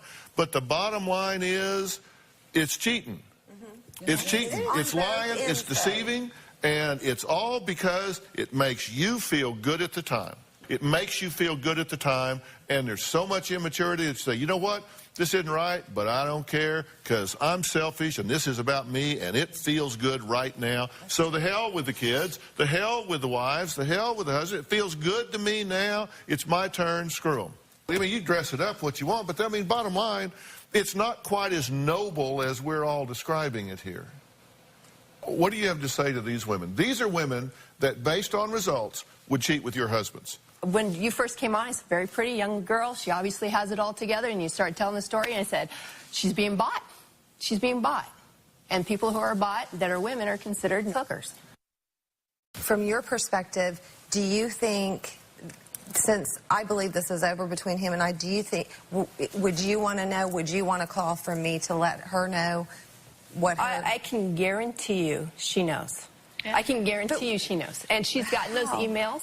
You said nobody knows. Baloney. I got news for you. Everybody knows. They're just not telling you. Mm-hmm. They know. Do this for me. Just for me. Look her in the eye. Now, what was done to you? You're saying that you had a family, you had a husband, you had kids, and because he wanted to get, because he wanted to be with somebody else, now your whole family is financially disintegrating. You're in the ditch. Look at her and finish this sentence for me. You don't have the right. You don't have the right to destroy somebody's family and somebody's life. I have wonderful, wonderful kids that I would die for. But I also feel like I'm dying because of what happened. Because my family was destroyed by the person I trusted the most in this world. She has said she would do it again. She'll do another woman the same way you've been done. Coming up. All of you I see are making sort of excuses and lies. I'm not making excuses. You're going to have to quit being a second fiddle to some guy that is blowing smoke up your and telling you what you want to hear. And later. Your husband is here. Yes. I want him to join us. So why did you go to it? I am so angry I can't see straight. I told you I hated you, and I do hate you. Dr. Phil, I know I'm failing. It can't continue the way that it is. Your daughter drank bleach from a sippy cup. She's had lice. She's had a book bag with maggots and mold. I'm being the best mom that I can be. I don't see that this baby gets any discipline. The baby is wild. The baby is 16 months. Gina is so determined to make her 16-year-old daughter a model that she has her doing chores in high heels. This is her dream, but I'm motivating her. You can't be serious. You bullied your cousin with Down syndrome and kicked her in the back? She is disgusting. Have you seen her? And for the first time ever on Dr. Phil. The triple intervention on three brothers. I understand that all you want to do is get out of this situation, but we're here to help. I accept it. There's nothing left to hold on to. Stand strong. I don't want you in my life anymore. Doesn't the legacy of anger have to stop? This world will let you down. Now, in talking to you, I realize I need to be a hero for my daughter. You will pull through. You will pull through. This is going to be a changing day in your life. All this May on Dr. Phil. We now return to Inside the Mind of a Mistress. There's tons of disadvantages of being a mistress. I won't be able to have children with him. You can't even just pick up the phone and call them. Society sees that as wrong and the judgment that goes along with that. You see them in public. You can't walk up and grab their hand. I won't grow old and die with him. You hurt a lot of people that you never intended to hurt. People just typically view mistresses as all being heartless, greedy vultures. Every mistress gets caught. This is Sarah Simons. You may have seen her on the show before. She is an author. She actually has a support group for mistresses. And can we refer to you as a former mistress? Big time, especially with your help. I'm still very much former. No more married men for me ever again. But that wasn't always your MO. I know what goes on inside the mind of a mistress. Since my 20s and into my 30s, I was living as a mistress. I've had affairs with married men. Some of them were high profile, some of them were celebrities. When I found out that they were married, it didn't really bother me. I met a man who I fell completely in love with. He was very sweet to me. He made me feel so special. For such a busy guy, he always found so much time for me, and it was very intoxicating. He told me that he was unhappily married. He was planning to move out. He was sleeping in the spare room. It was a roller coaster ride for 2.5 years, and it absolutely crucified me how it ended. It was so awful. I wanted to take my own life. As the other woman, you're cast aside. It's almost like you don't matter. He's stringing you along and lying to you, and then when it comes to an end, it's like you didn't matter. You were just used by him. When I was lucky enough to come on the show previously, Dr. Phil said something that really resonated with me. I have said chapter and verse, the man that makes the decision to violate the covenant and tell lies, that does not give you a free pass. Through being on the Dr. Phil show, I've really taken accountability for my actions. I had to help other women. I was compelled not only to have them live in the truth and realize that having an affair with a man who's married comes to nothing, but I didn't want them to go through the immense pain I was feeling. I'm determined not to let anybody treat me badly anymore. How did it end for you in such an ugly way that you got your heart broken? Because the man I was in love with, and I mean totally in love with, wanted a life with him, and he professed to want the same with me.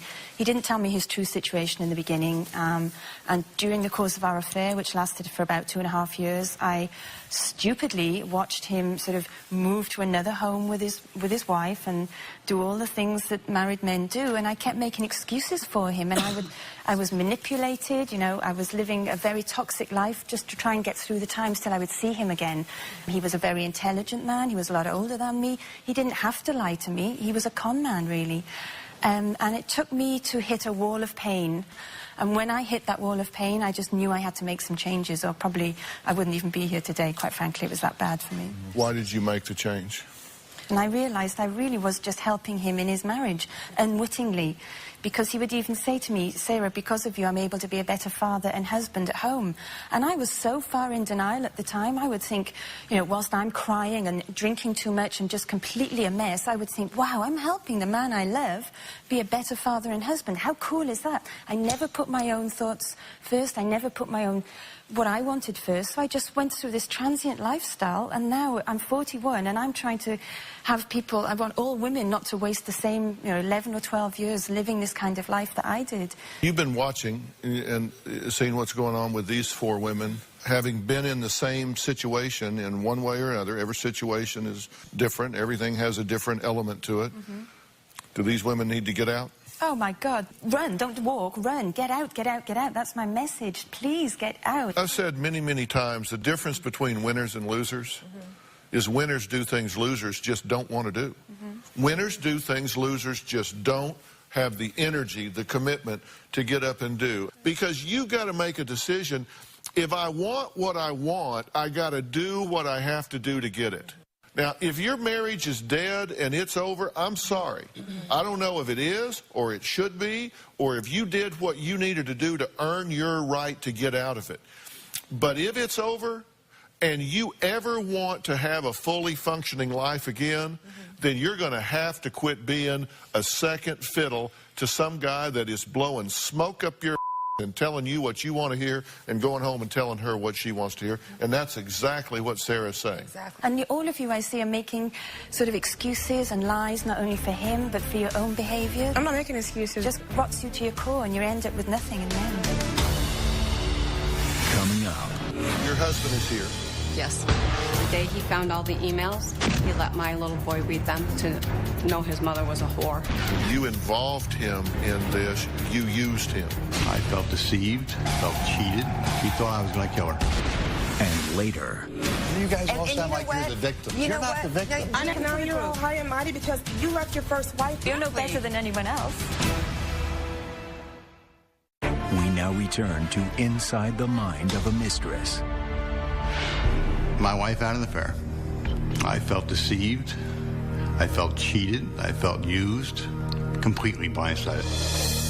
I was checking my emails, and I clicked on my user screen, and up popped a screen name that I didn't recognize. It happened to be my wife's emails to her lover. When I read that email, I was very, very angry and upset and cried. I called her up. I told her I found out that you're having an affair. I said, you better come home and talk to me. She was scared to death. I didn't see her for 2 days. She thought I was going to kill her. Beth told me she had to see doctors. Come to find out that she wasn't doing that. She was actually going out on her rendezvous with her lover. She lied to me many, many, many times. I found out who the other man was by tricking my wife. She gave me the guy's name, went over there and talked to his wife and told him what was going on, and he came out and told me I had no right being there. My wife blamed me for breaking the 2 of them up. It was my fault that they didn't get a chance to say their goodbyes. What gives her the right to have a lover and say goodbye? You know, it's very hard to trust someone after what she did.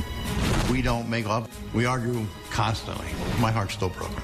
No way I can take another affair. Your husband is here.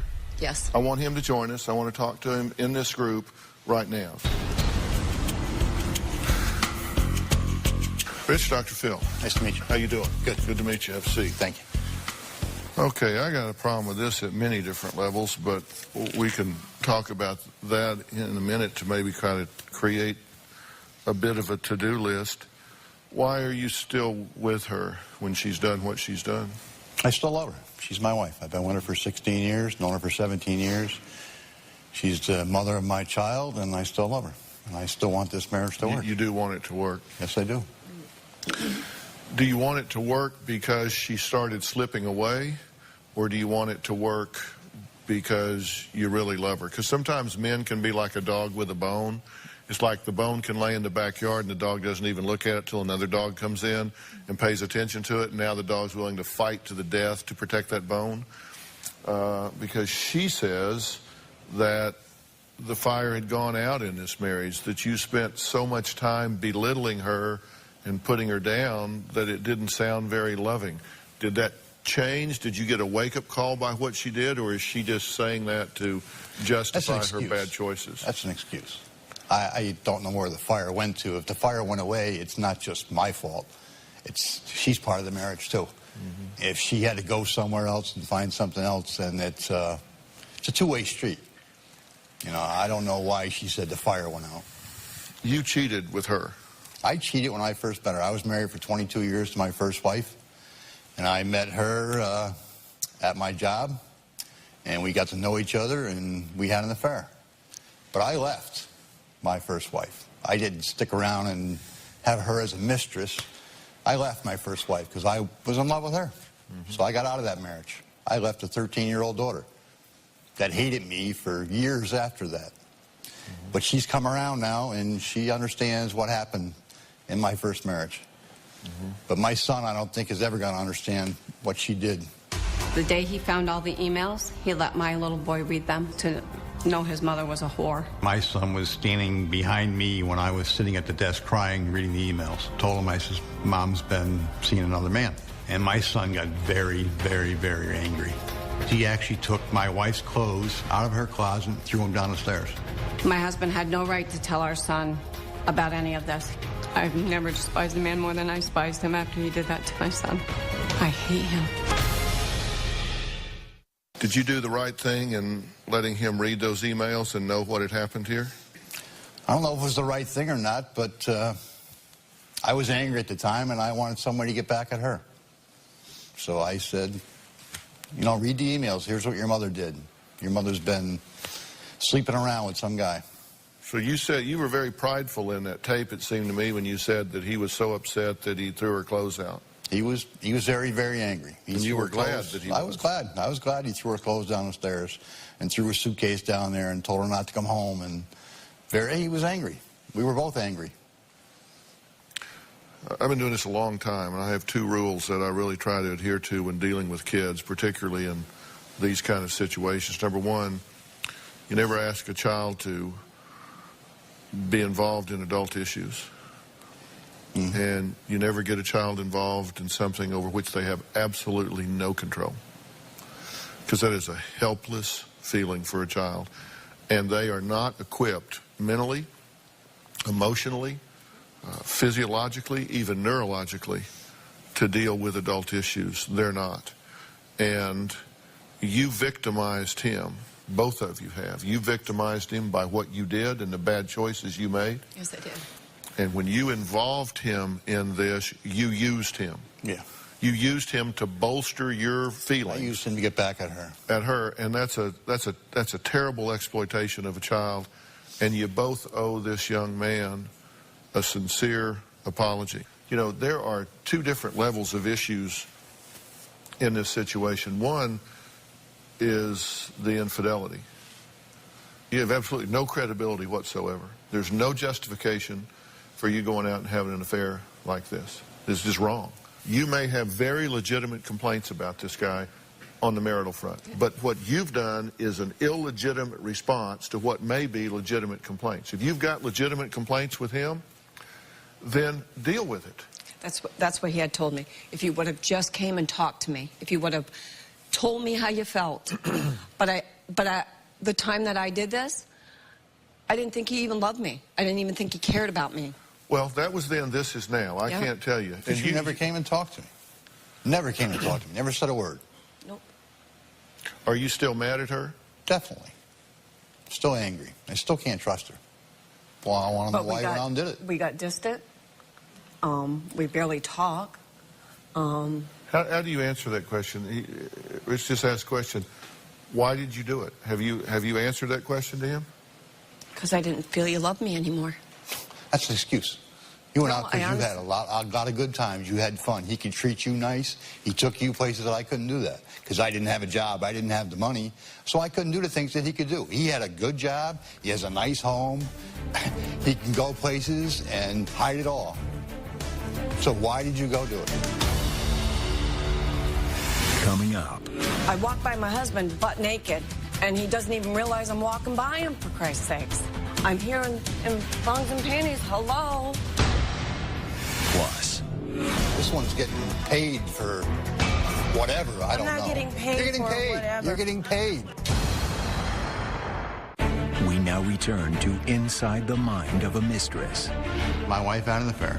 It's very hard to trust someone after what she did. My heart's still broken. No way I could take another affair. You went out because you had a lot of good times. You had fun. He could treat you nice. He took you places that I couldn't do that because I didn't have a job. I didn't have the money. So I couldn't do the things that he could do. He had a good job. He has a nice home. He can go places and hide it all. So why did you go do it? I guess I thought I could get away with it. She wanted to be married, but she wanted to have the single life. That's what she wanted. She wanted to have fun. Which is usually the flip side, isn't it? And you're all the same way. You all want to have fun. That's what you're looking for. You're looking for the excitement out there. This one's getting paid for whatever. I don't know. I'm not getting paid. You're getting for paid. whatever. You're getting paid. Number one, I'm not married. I'm not married. Number one. So what are you doing? The other guy is married, though.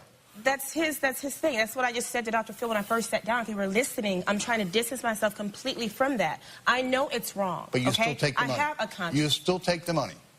If he wants to give it, I was taking the money.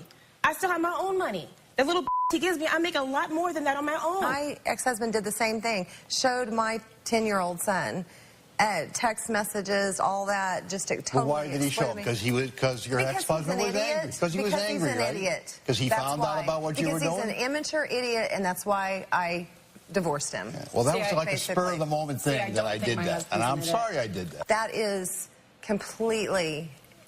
You guys all sound like you're the victims. You're not the victims. You know what? My kids. You sound like you're the victims. It will not make them turn against me.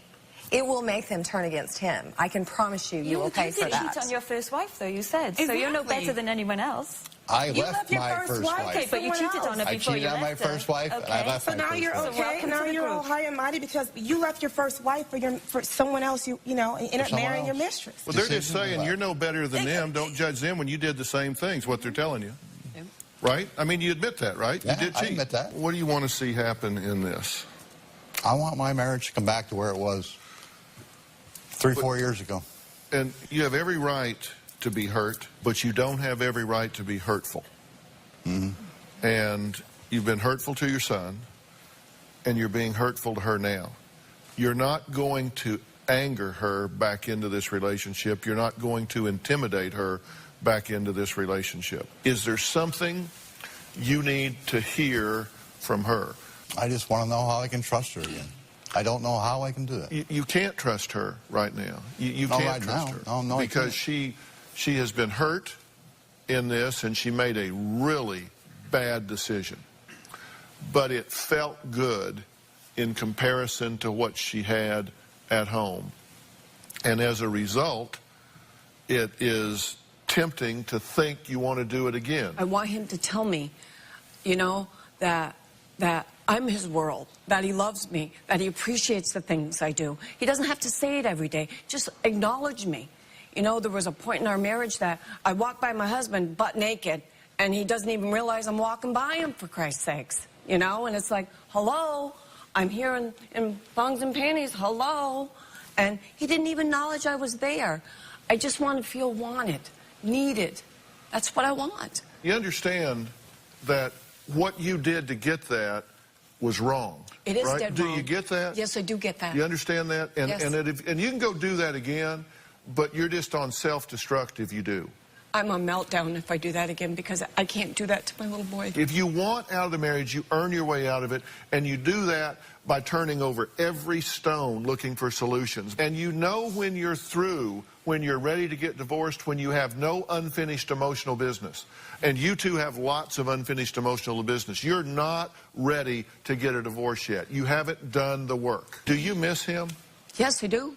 Have you ever told him that you miss the man that he was? Yes, I have. And what does he say? I don't know what you're talking about. I'm the same person, but he's not. We used to have a good connection, and I don't know where it got lost. Do you want it? I want it. I want my family back. Do you want it? Yes, I do. And I want it with my son. I want us to be a family. You're the one that made the bad choice. Absolutely. You're the one that ran this off in the ditch, okay? And you know how long you work on it? You work on it until. You don't work on it a week. You don't work on it a month. You work on it until. Till it's fixed. You work on it until you get it out of the ditch and back up on the road.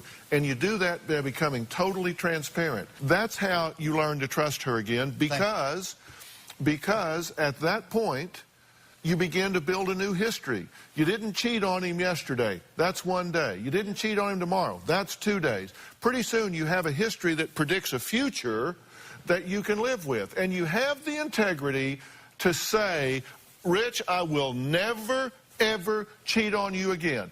If I want out, I will come to you and tell you I want out, but I will not sneak out. I will walk out the front door with my head held high and everything in my hands, but I will not go out the back door to meet somebody else. You owe that to him.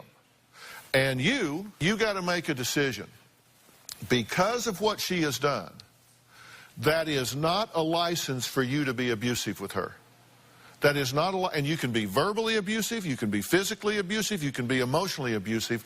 That is not a license for you to become abusive with her and cut her and belittle her and demean her at every turn. If you're going to do that, then you need to walk out the door.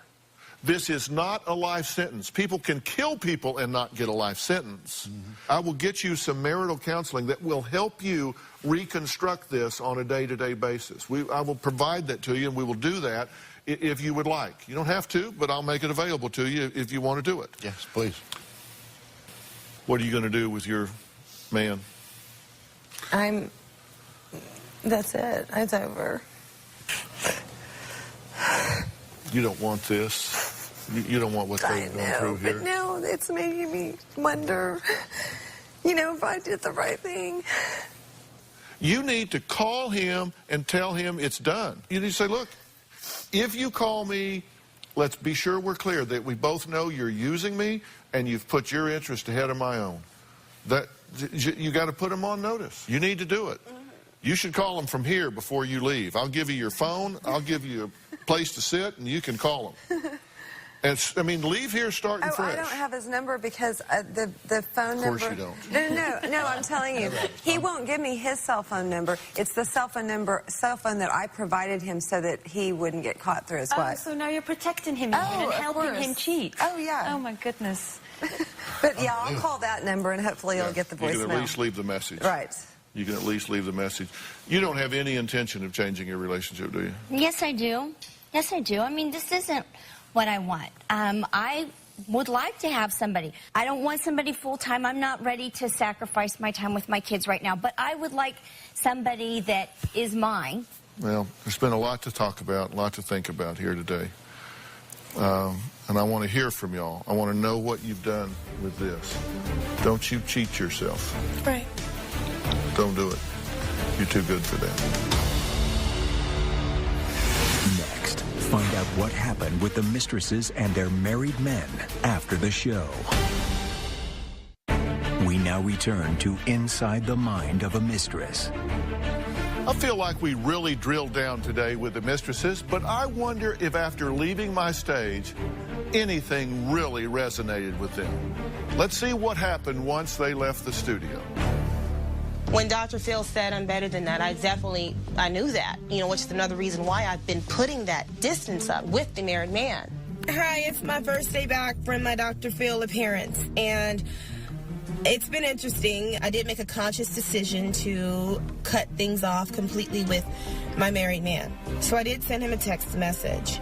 And I said, if you do care about what's best for me, then please let's permanently leave this alone so that I can be with a man who is fully available for me.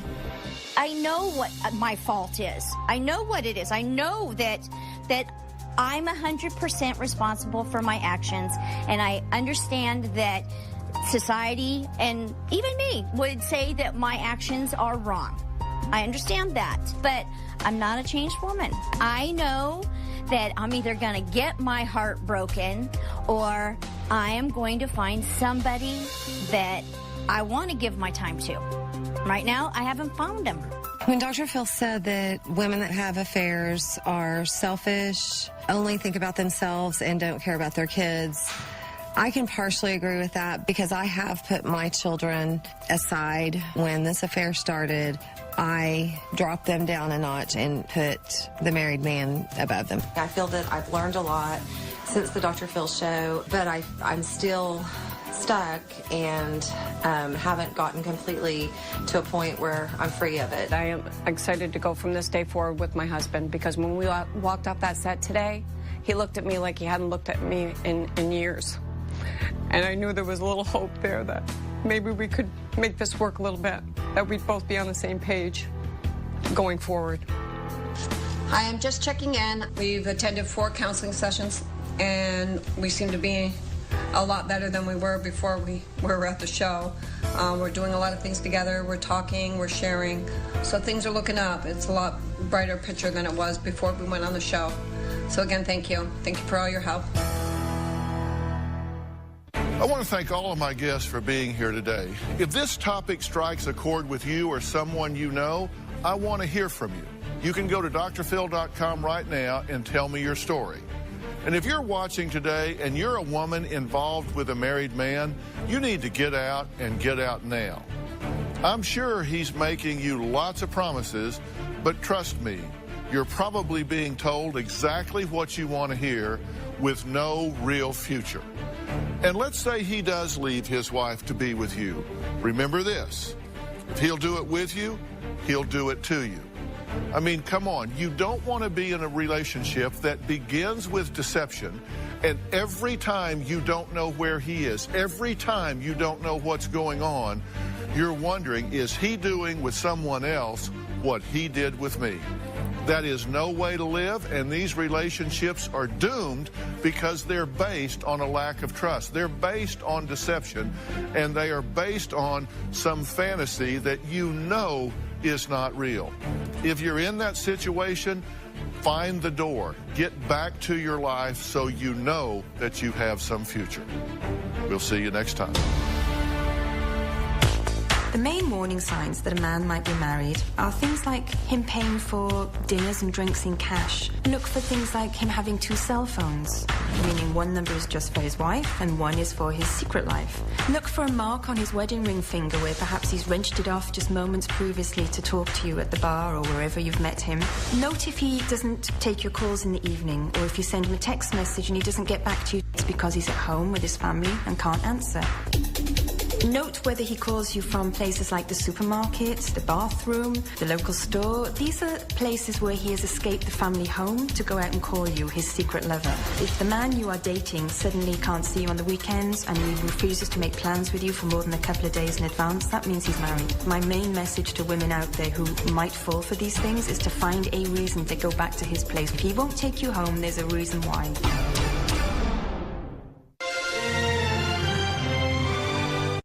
Today on an all-new Dr. Phil. My children and I love each other. That's stupid. Go to your room. Ew. I do not believe you are equipped to be the mother that you need to be. I'll beat your butt. What do you want? This is unacceptable. I'm afraid he'd throw knives if I didn't keep them locked up. I'm ready to take my other children and leave for their safety. He's your child, but you're going to walk away from him. This is going to be a changing day in your life. Have a good show, everybody. Here we go. It matters to you. That's what I want to talk about. Are we ready in the booth? Let's do it. Go, Dr.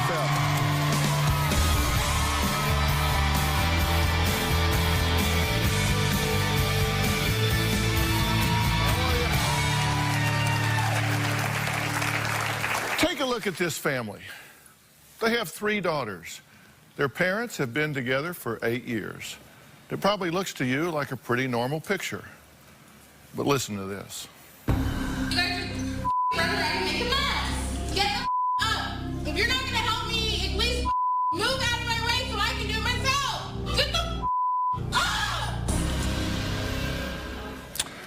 Well, what you just heard is the despicable voice of my first guest, Miranda. Now, she's the mother to these 3 adorable little girls, and she admits to screaming, yelling, and belittling her daughters and her husband on a daily basis.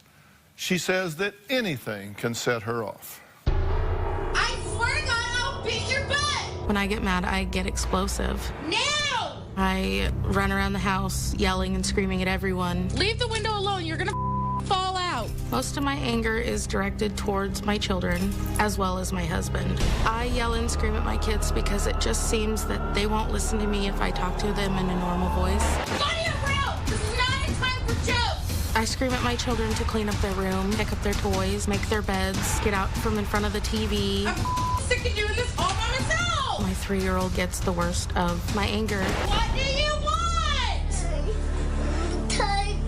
There is no more bread. I have to go to the store. She's very needy, so I do yell at my daughter to stop being a baby, stop whining, stop crying. I'm sick of hearing you whine. I do swear in front of my children. The word, damn it. You don't stop, you're not getting any treats. Bust my ass every day to keep it clean, and you guys just run around and make a mess. My 5-year-old daughter will say, Mommy, please don't yell at me. Go! Go! You need to go take a nap. My little daughter, sometimes I look and she's scared. When my husband asks me to stop screaming at our children, I shrug him off, or I will yell at him that it's none of his business. I'm scared when Miranda.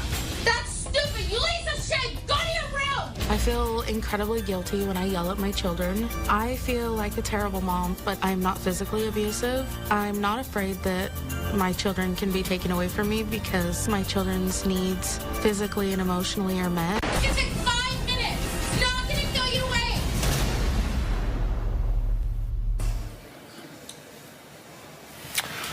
So there you have it. What do you think about watching that? That hurts. That hurts a lot.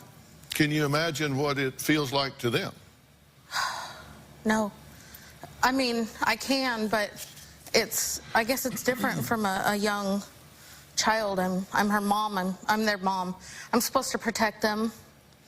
I'm supposed to be their guidance, and the whole time I'm yelling and screaming at them, I just can't imagine how they feel. You know, come on. Let me say what everybody's thinking here. That is absolutely disgusting. That is absolutely disgusting.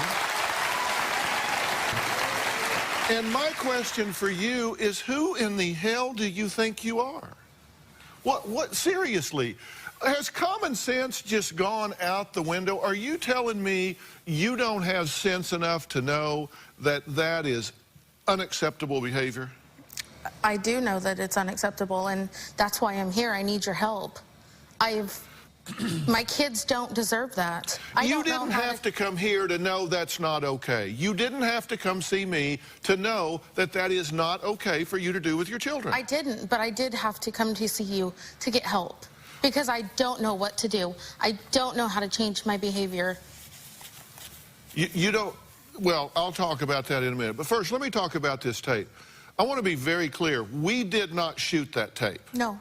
My 7-year-old We did not come to your house and shoot that tape because there is not a staff member on my staff that would have allowed that to go on. They would have put down the camera and stopped what was going on if they had to call the police or turn the hose on you. We would not have allowed that. So your 7-year-old daughter shot that tape. Your 7-year-old daughter. She did. And you knew you were being taped. A lot of the time I didn't.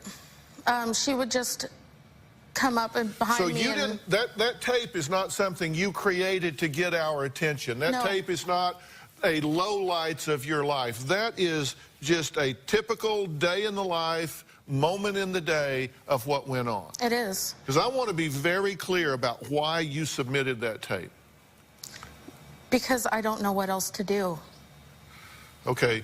Now, I want you to listen to what your children hear in a typical week. Take a listen. Go to your room! This is not a time for jokes! I swear to God, I'll beat your butt! I'm sick of hearing you whine! Throw it away! Stupid! Get the up! What do you want? Shush! Asshole! Stop freaking out! Shut up. No, you shut up. We'll stop doing that. That's annoying. So? I'll tell you what's annoying is you. I mean, you're saying that's annoying? Do you know how annoying that is? I mean, doesn't it annoy you listening to it now? It does. Okay, I'm still looking for the common sense element here. Now, first off, you said, I'm not concerned that my children be taken away from me because I don't physically abuse them and they're protected and taken care of. They are. Their physical needs are met. There's elements to this that aren't seen. My children and I love each other. We have a... Okay, why aren't those elements being seen? I'm not sure. I guess they just weren't captured. Well, tell us about them now, because listen, I want you to have, if you came here to defend this, if you came here to contextualize it instead of get help, then have at it. Set us straight. Put all this in balance for us and tell us why it's okay.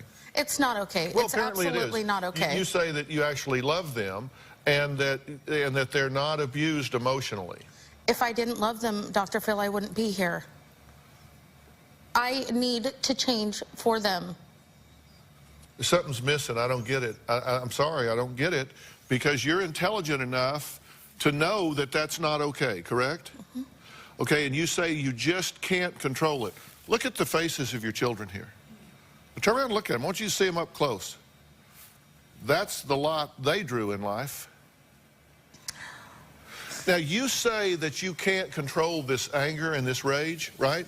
That's what you're telling me? It's true. Didn't you also tell me that when you go to work, everybody thinks you're just a peach? It's true. Everybody thinks you're just a peach. Everybody thinks that you're sweet and loving and caring and adorable, right? No one other than immediate family and a few close friends know how I am at home. Okay, so you do know how to control it. You know how to switch it off. I guess I do. Because you don't do it when you can't get away with it. Because you are a coward and a bully. So you do it at home where nobody can fight back. At work, somebody could stand up and slap your face for you. Somebody could fire you. Somebody could unleash back on you. So you have the control. You just don't exercise it because at home you can get away with it because you're the big bull in the ring, right? I guess so. You guess so.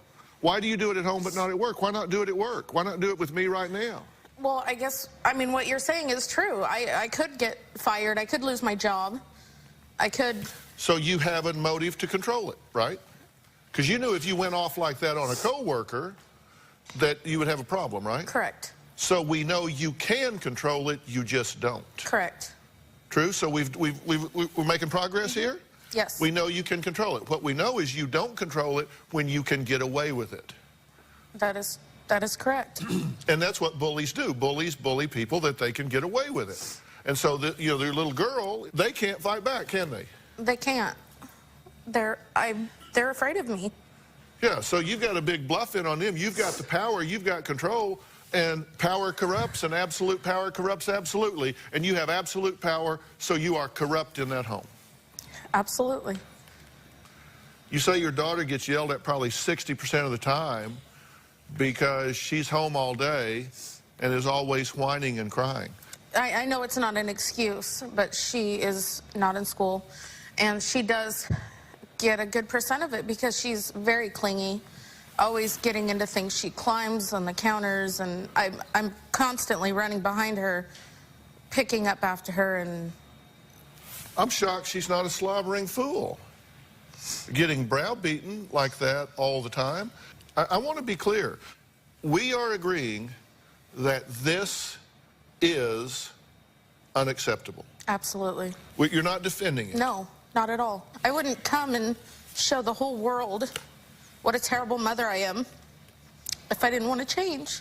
So how do you, what goes through your mind that you give yourself permission to do this? And don't tell me you don't, because you do. No, I do. You don't give yourself permission at work or at church. You didn't do it on my staff, but you do it at home. I guess I really don't know how to answer that. I think that there's no accountability at home. I mean, there's no one there. My husband, but I do the same thing to him. Well, there's something I want Miranda to hear when we come back.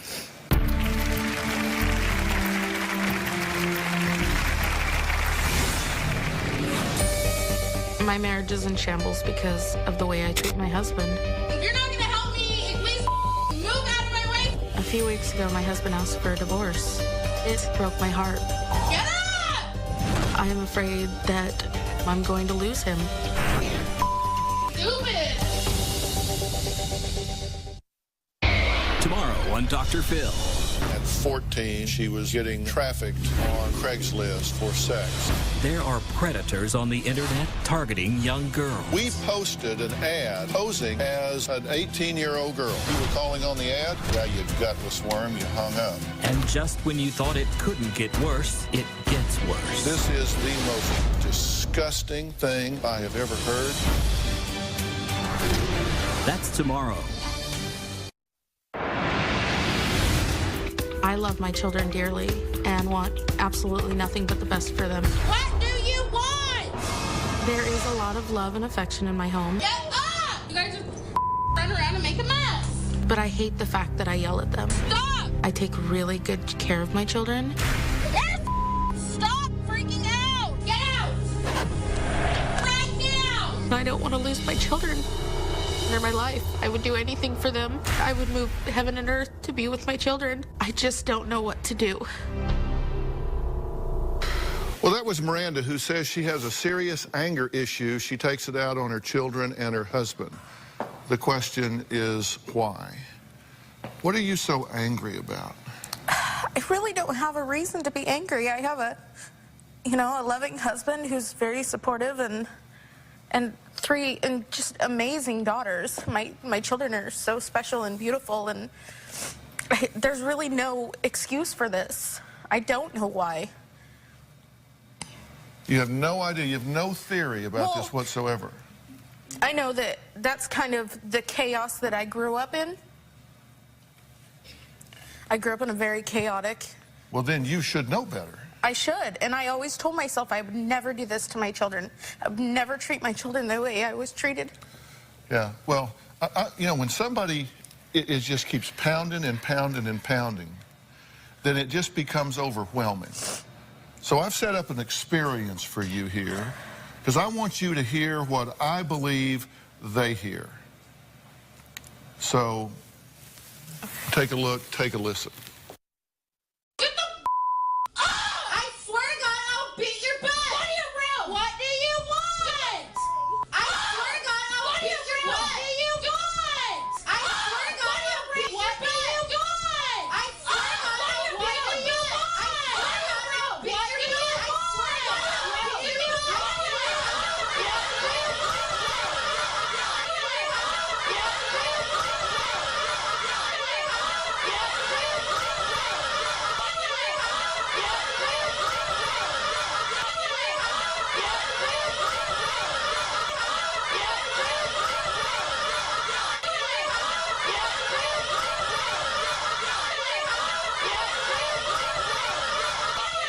Put these headphones on for me.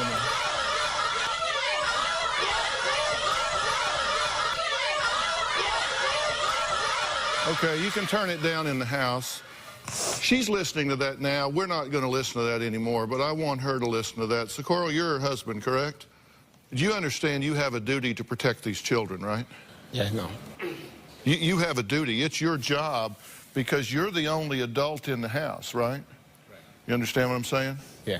So my question for you is, why are you allowing this to happen to your children? Sometimes I can say nothing because I don't know. I can do anything.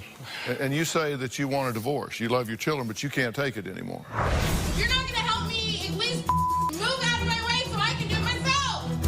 My marriage is in shambles because of the way I treat my husband. Get up! Try me like twice. Samuel, get the up! I yell at him, I scream at him. He could look at me cross-eyed and that would set me off. Stupid! She called me an idiot, you're a fishy, you're garbage, you're a loser. She told me, you need to hit the out of my house. A few weeks ago, my husband asked for a divorce. It broke my heart. I told her, Miranda, I think you don't love me. I am afraid that I'm going to lose him. I have a lot of pain in my heart. She needed to be better for me and for my children. I don't blame my husband for wanting to leave. No one deserves to be treated like this. I don't want to lose my family. Well, I understand. I understand. You can bring that back up in the house for a minute.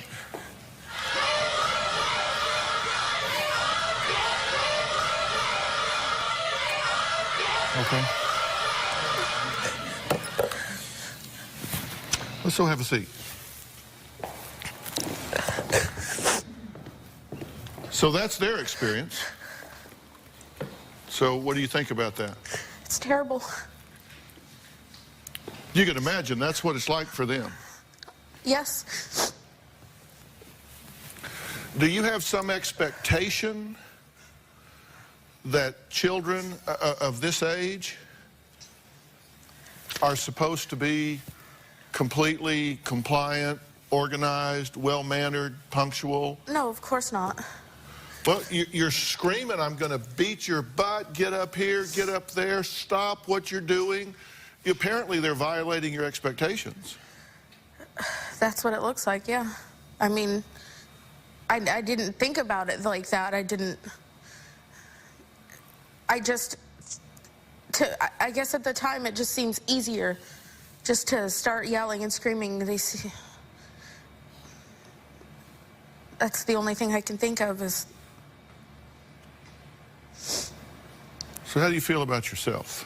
Like a big piece of like a terrible mother, a terrible wife, but most of all, I mean, of course my marriage is important and my husband's important. Now, he wants out. I know. I mean, he wants out. He wants to get away from you. And, of course, that means, well, I guess he's going to take the kids. He would. Obviously can't leave them with you. You know, I'm still looking for the common sense factor here. You can't tell me you don't know better. I do know better. You can't tell me you don't know how to tell yourself to shut up. I can't control it. But we know that you can because you control it when you're away from home.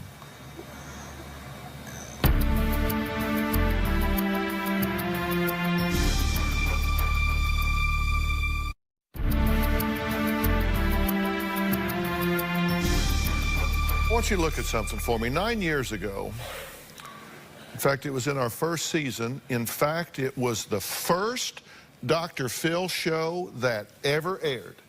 We met a mother named Kathy. Now, she also had a problem with yelling and cussing at her children. Most of her anger was directed at her 10-year-old son, Vincent. And I saw the same expressions on his face that I see on those two little girls.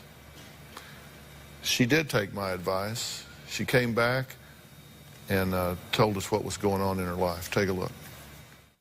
I have 2 kids. I'm absolutely exhausted. What are you doing? I yell and cuss at them. Shut up, Vincent! Tell me how you feel about that. I feel ugly. I don't want to talk to my kids like that. I don't. Do you understand how what you're doing is breaking that boy's spirit? Yes. I want to make sure you do. Just look right there. Shut up, Vincent! Shut up, Vincent! Shut up, Vincent! Shut up, Vincent! How long is it going to be before you say, enough is enough, and I need to tell my boy I'm sorry? One more time. Tell him it stops here, it stops now. It stops here. And it stops now. Okay? Well, it's been 1 year since they were first here, so welcome back. Check this out here. How much weight have you lost? 54 pounds so far. 54 pounds. Yes. Kathy and her family have made some remarkable changes. I'm happy. Everyone's calm. We can actually have a decent conversation. Oh, I love you. I make a point not to cuss. Vincent reminds me too. I've caught her 2 times cussing, but I told her not to, and she never did it again. So is Mom behaving well? Oh, she's great. I've said before that what I try to do here is give people a wake-up call and point them in a direction and say, here are the tools. You're here for a while, but then you go home and it's you every day making the choices. What do you think about that? That's what I want. I am here to change. I am not going to be screaming at my children. I am going to do whatever it takes to change for my children. They don't deserve that. I know they don't deserve that. No one deserves that. Well, then you have to step up. You've got to step up here and do some things differently. And believe me, it starts with you. It doesn't start with your children. It doesn't start with your husband. It doesn't start with the marriage. It all starts with you. Yeah, because it's not their fault. It's my fault. I need to change for me before, and then I mean, at the same time, but I need to do this for all of us. If I tell you 1, 2, 3, put the dots close together, exactly what you need to do to change this, you're telling me you'll do it. Absolutely. Number 1, you need to decide that you are going to hold yourself to a higher standard. You need to decide that this is not who I am designed to be. I did not go through my childhood. I did not go through my adolescence. I did not get married with this dream for me as a wife and a mother and a woman. You've got to decide that you are going to hold yourself to a higher standard. Okay. Okay? That you can forget about your husband. He may leave. He may not. I don't know. I'm not concerned with that right now. I'm concerned with you saying, I will not accept this from me anymore. That you will not take it from you anymore. Your self-worth and self-esteem is on the floor. Would you agree? Absolutely. All right, so number 2, you have to get yourself evaluated. There's something not right. I don't know if you are hormonally out of balance or you're neurologically out of balance. I know that you are overweight, you are obese. I mean, when Kathy came back after being gone a year, she came back and had lost either 54 or 74 pounds. I don't know what it was, because she decided, I'm going to require more of myself mentally, physically, emotionally, spiritually, in every possible way. So number 2, you've got to get evaluated. Okay. We've got to find out what's going on with you inside. And then number 3, you have to get yourself in shape. Okay. I mean, you cannot be in this kind of shape and not be a bad role model for your children. You got to lose weight. You got to get in shape. You got to get yourself straightened up internally. I understand. Okay?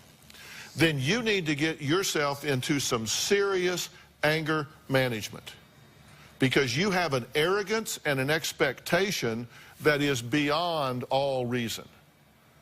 You've got to learn how, when you start feeling what you feel in the early stages of anger, that it becomes a cue for coping instead of a cue for meltdown. And to do that, you're going to have to go through some training. You're going to need some biofeedback training. You're going to need some cognitive therapy. You need some help because your compass is off. I will do whatever it takes. So you're going to have to do all of that. And I will. And I will make those things available to you. I will make every one of those experiences available to you. And I expect you to show up. I expect you to be leaning forward, motivated, hardworking, and getting this done. Absolutely. Now, my advisory board is going to evaluate this tape, and there's going to be a decision made whether this is a reportable offense or not. I don't know. CPS may watch this show and make a determination that what you're doing is abusive. And in the event that that is a possibility, I suggest that you start doing these things right now. As soon as I get home. Because you're going to need anger management, you're going to need parenting classes, all of these things are going to happen. Because I do not believe you are equipped to be the mother that you need to be at this point. Are you hearing what I'm telling her? Yes, are you following everything I'm saying? Okay, and I'm sorry that I don't speak your language, or I would, and I would tell you more, and that's my deficiency, not yours. But you have to protect those children. If you have to put them in the car and drive away, you have to protect those children. I will. That's your job. So you're going to do this. Absolutely. And we're going to monitor this situation very, very closely. Yes, and that's what I want. Well, that's what you got. So I'm going to give you the help that you want. I hope I've given you a wake-up call. This stops today. It stops now, immediately. It stops today. All right. Sometimes it's not always the parent that's making all of the noise. When we come back, we're going to talk about a family member that kicks holes in walls and cusses at his parents. He attacks his brother. He's only 9. It's going to get worse before it gets better if something doesn't happen. We're going to find out what's going on with that family when we come back.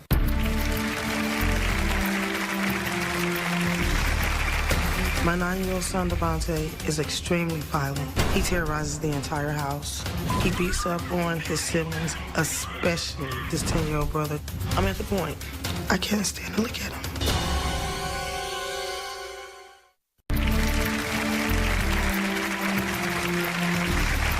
Well, we're talking about what happens when family members attack. That's what I said, family members that turn on each other and inflict pain mentally, emotionally, physically.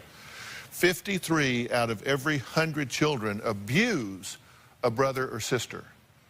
And my next guest, Arlena and Damon, say this is exactly what's going on inside their home. Take a look. My 9-year-old son, Devontae, is extremely violent. He terrorizes the entire house. Devontae is obnoxious, aggressive, cusses at us, and he's just out of control. Devontae told me when he gets older, I'm gonna whoop your ass. And I was like, whoa, little kid telling me this, and it's my own son. He beats up on his siblings, especially his 10-year-old brother, Damon Jr. He hits, kicks, and throws him around. Devontae gets into angry rages. He throws things. He throws toys. I'm afraid he'd throw knives if I didn't keep him locked up. I'm afraid for my safety sometimes. Devontae has pretty much turned my house upside down. Devontae loves to curse. His favorite phrase is, "This is." The other day, Devontae punched a hole in the wall, and he said it was an accident, but we know there's more to that. We had to put a lock on our 13-year-old daughter's door because he was tearing our room apart. None of the other children want to be around him. They're afraid of him. I've already checked out mentally. I just need to check out physically. I'm at the point where I can't stand inside of Devontae. I can't stand to look at him. I've had it. I want to leave. It's just too much. Okay, so you're ready to check out. Yes, I am. So tell me what that means. Are you going to leave and leave the family, the children, No. your husband behind? What are you going to do? I'm ready to take my other 3 children and leave for their safety. Leave him with his dad. What do you think about that? Well, just leave the problem with you and go. Well, if she decides to do that, then that's what I have to deal with. But I really don't want her to leave and take my other children because now I don't have my wife in my home and I don't have my other children with me. But I have to deal with him regardless because he's my child. And he's your child? Yes, he is. But you're going to walk away from him? I've done so much. I talked to Devontae. I've taken him to different counselors. And it's to the point a counselor said, I don't even want to see him because he was cursing her out. It seemed like nothing I do is right. And Damon feels that I'm not doing my job as a mother with him, and I have other children. I cannot devote all of my time to Devontae. So how does he behave when he's away from you two? He's perfectly fine. He's perfectly fine at school. He's an out-of-control, aggressive, physically attacking, assaulting hellion with you. Exactly. But when he's at school, he's fine. Yes, he is. Say perfectly fine. Perfectly fine. So what do you reckon that means? That there's something going on in the home that's causing Devontae to behave this way. What would you guess it might be? My guess is my husband, Damon. Damon yells all the time. Nothing is ever right. He's not one to give praise when the children do something good, but when they do something bad, he's the first one to jump up and start screaming. There's no physical abuse, but in my opinion, it's mental and emotional abuse going on between the children and also me. Uh-huh. What do you think? I do admit that I do yell because I'm upset now because Devontae is always doing something in the home. I work in the evening, and when I call on my lunch break, I feel she comes to me and tells me that the things that Devontae does and everybody's in an uproar in the house. And I tell her, well, what are you doing? So now, to me, it's like a blame game. What are you doing? I don't feel that she's doing what she needs to be doing while I'm at work, or she's not putting her foot down hard enough, or being repetitive with him. So you think the problem's him, and you think the problem's her? Exactly. Right, we're in the middle of playing a blame game, and it's destroying our marriage. My husband blames me for Devontae's behavior. I think my wife is too lenient on Devontae. Excuse me, don't touch him. She has to be more aggressive.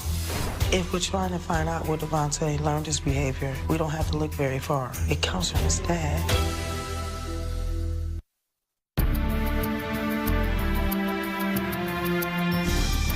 Well, they blame each other for this child's bad behavior. They do. Take a look. My wife and I are always playing a blame game. My husband blames me for Devontae's behavior. He feels that I allow Devontae to do whatever he wants to do. I think my wife is too lenient on Devontae. Excuse me, don't touch him. She has to be more aggressive. What upsets me the most about all of this is Damon doesn't see his part in Devontae's behavior. He was just upsetting me. I don't think she's doing everything that she can. He behaves more like you. He don't behave like me. If we're trying to find out where Devontae learned his behavior, we don't have to look very far. It comes from his dad.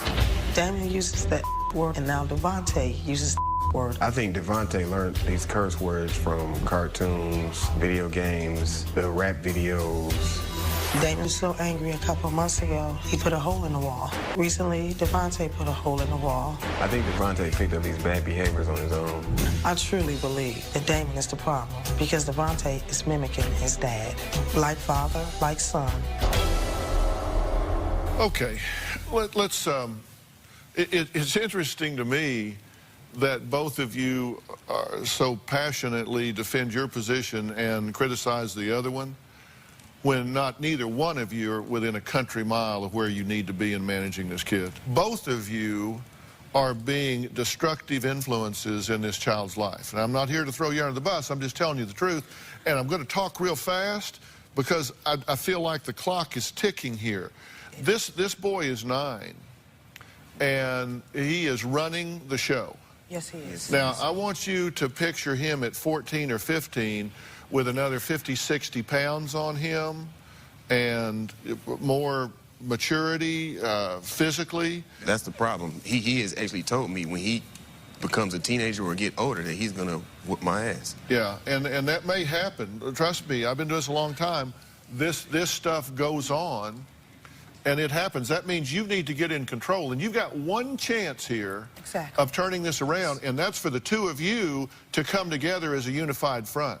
Because whether you like her approach to this or you don't, whether you like his approach to this or not, you are a team, and you need to present as a team. Kids can be devious. They divide and conquer.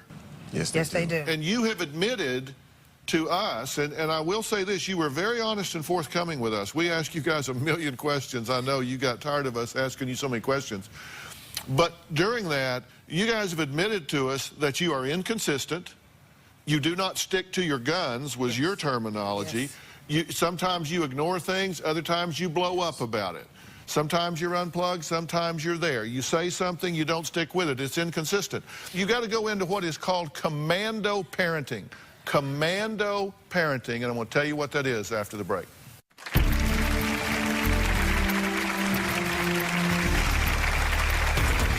My brother Devontae, he fight me like every day. He's mean to me. He's like a bully.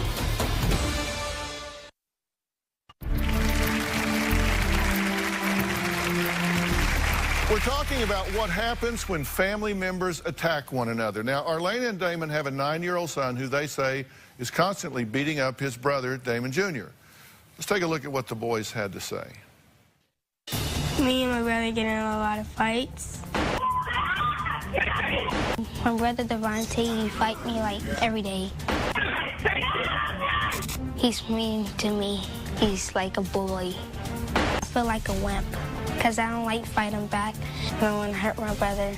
I like to tell Devontae to stop being a cruel brother and be respectful. We're going to be like close brothers, but it seems not to be happening. What do you think about what they had to say? That is so... It's disturbing. It's very disturbing that my 10-year-old child is being bullied In his own home. by his 9-year-old brother. What's more important than getting this young man turned around? We need to work on our marriage to be able to work on Devontae properly, because if we get the help for Devontae and this is still going on... Okay, listen, the reason I ask that is because obviously something is more important, or you would have made this your #1 priority, and you haven't. And you just said something interesting. You said, we need to get help for him. This is not his problem. There's good news and bad news here. The good news is this isn't his problem. That's good news for him. The bad news is this is a family problem. You can't fix him. You've got to fix the family here. The family dynamic here is all out of whack. Yes. Yes. So you can't fix him without fixing you. And when I say commando parenting, it means if you have to take every vacation day you have, every sick day you have, every minute that you both have to just say, okay, I'm going to loosen up and get in here. I am staying plugged into this until we get this turned around. Now, you say, well, I work at night, I have to work, I work in the day. Let me tell you something. This time commitment I'm asking you to make is going to pale in comparison to the time you're going to spend in court, the time you're going to spend driving to the prison, the time you're going to spend trying to cover damages that have been done. Yes. This is an urgent situation. You are the most powerful role model in this child's life, and it's time for you to man up and step up. If you are modeling for him anger and yelling and screaming, you need to get that under control. You were listening to me talk. Where is she? Here she is, right here. You were listening to me talk to her, right? Yes. Okay, I don't want that to be part of these children's lives even a little bit here. Even a little bit. You guys are going to have to understand what it means to establish some boundaries in this young man's life. This is going to start stripped down. It's going to start with no free time. It's going to start with a high degree of structure, and privileges are earned. He's going to have to learn to relate to his brother. He's going to have to learn to modulate his anger, and it's going to be modeled by the two of you. You can't be yelling and screaming at each other and modeling chaos. You can't say one thing and then do another. Exactly. You can't say, don't say you're grounded for a year if what you mean is 10 minutes. Exactly. You got to say, you're going to sit here for 10 minutes.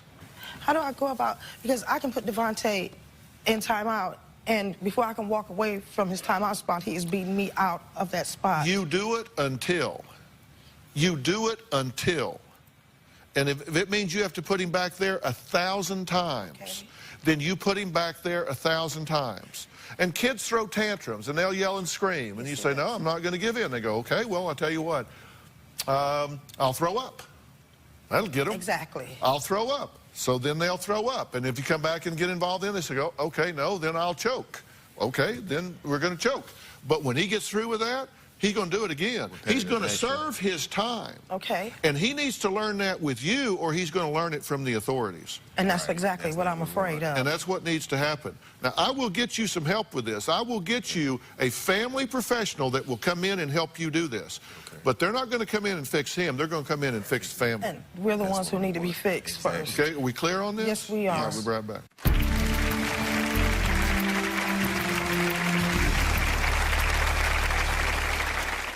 I want to thank all of my guests today. And, I talked early on about common sense I mean, if you're home and you're having these anger outbursts, maybe not as bad as what you've seen here today, or your child is acting out, but not as bad as you see here today, understand this is on a continuum.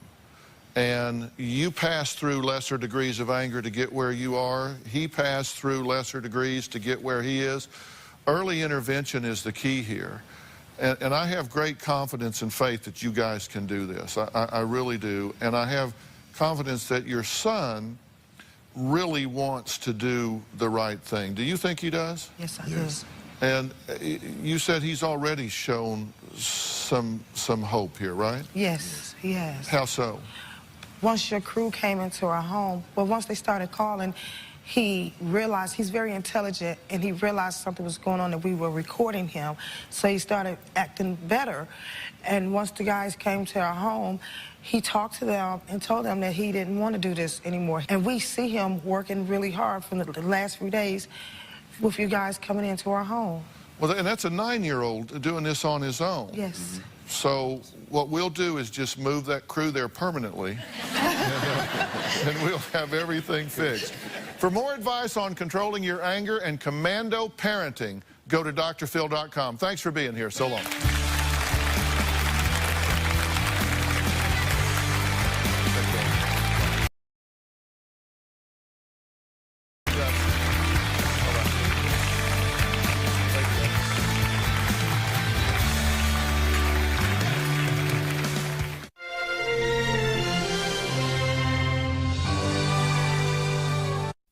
Today on an all-new Dr. Phil. I can have any man I want. They enjoy being bad girls. You had one guy give you $50,000. Sounds like money, money, money. A man will do whatever it takes if he doesn't know that he's going to get it. It took him $50,000 to find out he wasn't going to get it.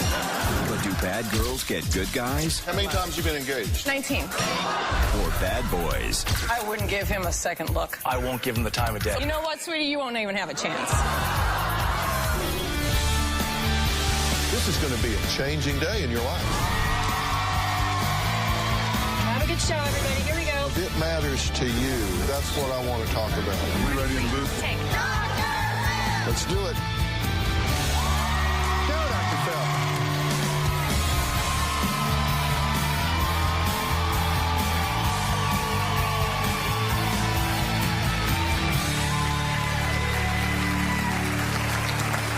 Well, you know what I hear from women a lot? Why does it seem like certain girls get all the guys? Well, good question, right? Well, are there secrets that some women use to lure men? Well, there's a new book that says that learning the secrets of these 12 types of bad girls can work to your advantage. Now, it may not be fair that the bad girls get the guy, but, I mean, let's face it, based on results, they may have a few tricks up their sleeve worth hearing about. Take a look. I'm Danielle, and I'm a buster. I've scared a few men off, but they keep coming back because they know I know what I want. I'm beige, I'm a gold digger, and I can have any man I want. Everything in my life is financed by men. On an off month, I've received maybe $10,000 from a guy. On a good month, I've had up to $200,000. Hi, I'm Tiana, and I am the first Miss Cougar California. I am a proud 42 years old. I would rather have a hot, young, fit, six-pack kind of body. As soon as I tell them my age, I get the ever-typical score, because their mind goes straight to the bedroom and they're thinking, oh my God, here's this girl that definitely must know what she's doing. Please welcome Miss Cougar California and former Donald Trump apprentice, Tiana, gold digger and entrepreneur beige, and the former housewife of New Jersey, Danielle Staub. How are you? I'm very good, thank you. How are you? How you doing? I'm doing great. It's good to be back. All right, so you guys are bad girls? I think bad is good. Bad is the new good. And that makes sense. I'd rather be called badass than bad girl. Yeah? Yeah. So what do you want in a guy? In a guy, it depends. But you're looking for money. Money is close to top of the list. Like, what kind of money are we talking about here? Talking about long money, Dr. Phil. Old money, generation strong, princes, sheiks, that type of money. Yeah, how's that working for you? It's been working well. Do you have some of these sheiks and stuff taking care of you? They're around. They're around. Does that mean no? No, they are around. They are around. I know they're around. I got a TV. I see them on TV. No, but are they around your house? They visit L.A. every couple of months from their countries. So it's still a no. What are you talking about? I said yes, they are around. I know you said they're around. I said I know that. You said they come to L.A. I know that too. But have you scored a relationship with some of these guys? Not a relationship, because I'm not looking for a relationship, but a friendship, yeah. What are you looking for from them? I'm sorry, did I jump on you? I've already got what I needed. I already got what I'm looking for. I'm sorry, I'm not cutting you off. The last year and a half. No, it sounds like money, money, money. Most of it is money. But I haven't heard love in there anywhere. Can't you have love and money? Have you fallen in love? You definitely can. I have fallen in love. How many times have you been engaged? I'm 19. But that was before I got married to my husband of 16 years. I was a kid. 19 times? Yeah, it was to punish men. What do you mean? Well, it came from childhood abuse, and for me, it was my way of acting out and taking it out on unsuspected, they were my... It was like a game to me. Do you have a list of what you're looking for in a guy? I do. I absolutely do. And I have to go back to that for a minute. I'm not proud of that, of being engaged 19 times. That wasn't something that was like a conquest for me. It was me being a kid and acting out. But I do know what I'm looking for. And I think you can have love and money. I was married to a very wealthy man, and it wasn't his wealth that I fell in love with. It was him at first. I had no idea what he had. I wouldn't necessarily be with somebody just because they have money. But there are things there are turnoffs you have that you just absolutely deal breakers. Oh, bad breath and no offense, bald. Yeah, number one on your list is bald. Okay. Yeah, I switched the order for you. Luckily, you're taken. So what's wrong with the bald guy? It's a preference for me. I did date someone for 2 years that was completely bald, but he had shaven it that way. Yeah. And I think, if I had had my choice, I wouldn't have dated him at all. I just kind of fell for him because I was newly single. Bald. No, there was a certain turn on about that too, but this is a family show. Yeah. Yeah. Okay. Now, but you're the same way, right? You say you're tired of bald, pot-bellied, Viagra-eating guys. I didn't say bald. I said receding hairline. I like long hair. I like six-packs. Yeah. I'm trying the new, I almost married the wrong person and spent the rest of my life with the wrong person, so now I'm trying every person. So you... Except the balls. So, every person? No, not like that. I'm a kissing bandit, not a sleeping bandit. So how did you win this? I didn't even know there was a contest. Yeah. Well, I am over 40, and I know I just went to the Cougar Convention, and all the Cubs voted. There's a convention for Cougars? So you just go there and you bring in a bunch of boy toys or something? No. They attend because they like older women. There were so many to pick from. What's a Cub? Is that 22, 23, 24? Well, a Cub can be usually the general term is if you date a man 10 years or more, you're junior. So a Cub could be in his 20s. For me, a Cub could be in his 30s, because I'm in my 40s. All right. Now, Baze, you say you are a hardcore gold digger. I'm hardcore goal-oriented. It's about goals. It's about GOAL digging. It's about knowing what you want, going after it, and not being afraid to demand what you're worth. Okay, well, you say you actually train women to be gold diggers. To be GOAL diggers, yes.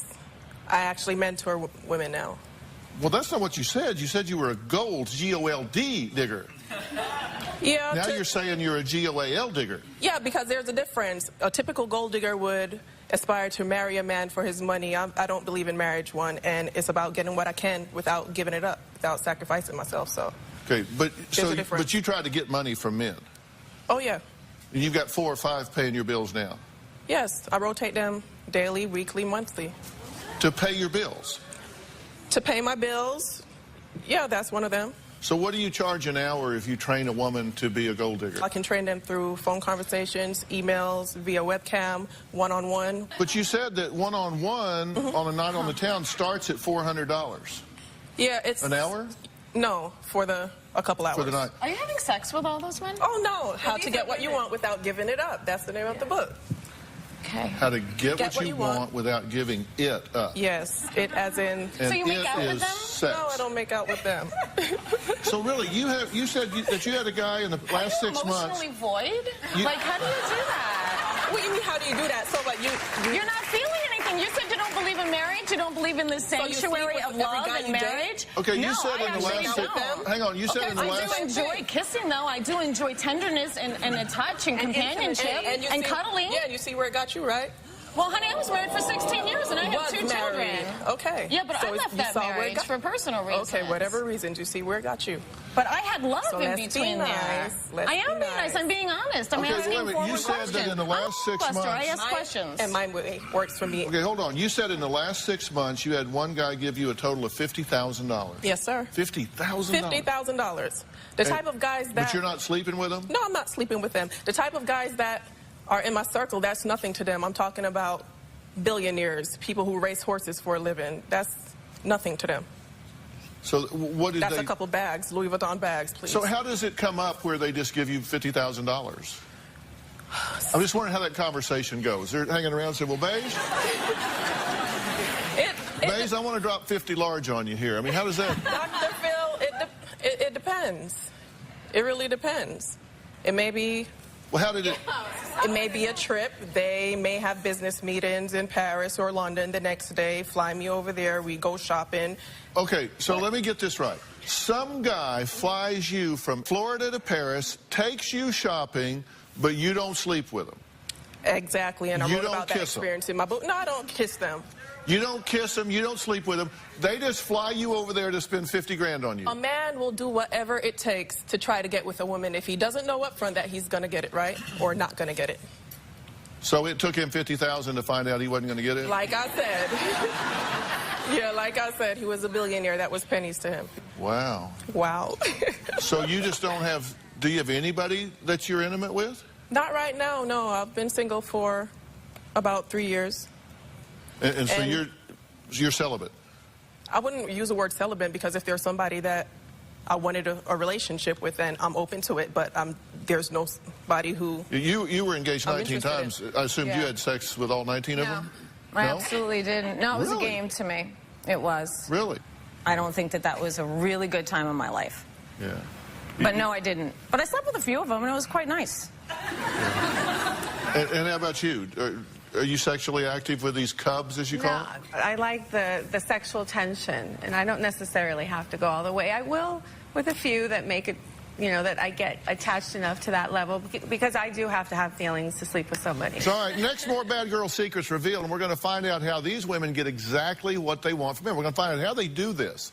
I'm curious. We'll be right back.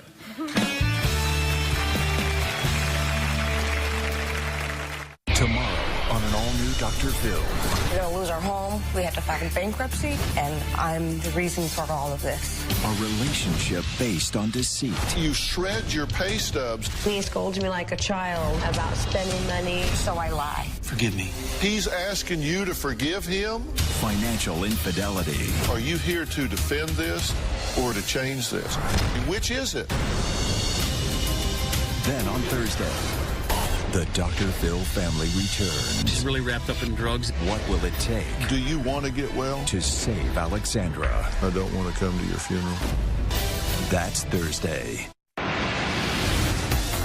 Dating is not on my mind. My goal is all about Benjamin. I'm sexy, I'm confident in myself. Even when I don't dress like that, they still come at me. I'm just tired of women getting taken advantage of. I'm just sick of it.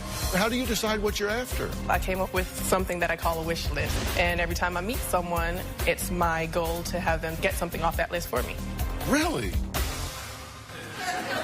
Well, that was Beige, who says she teaches women how to be gold diggers. She says sometimes it's G-O-A-L diggers, sometimes G-O-L-D diggers. Now, here's what our Bad Girls panel have to say about how they get what they want from men.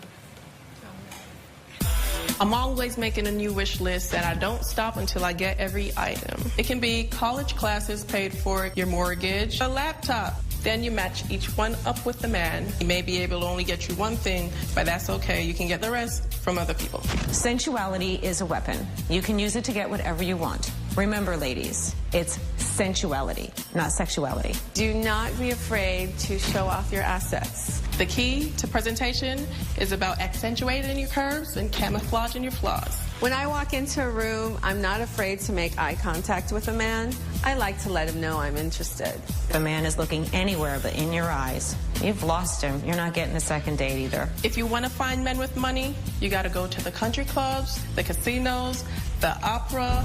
A technique that I use a lot is definitely touching. If you put your hand behind the neck of a man, they feel closer to you and it creates a connection. You hold all the cards in your hands. A man likes a good challenge.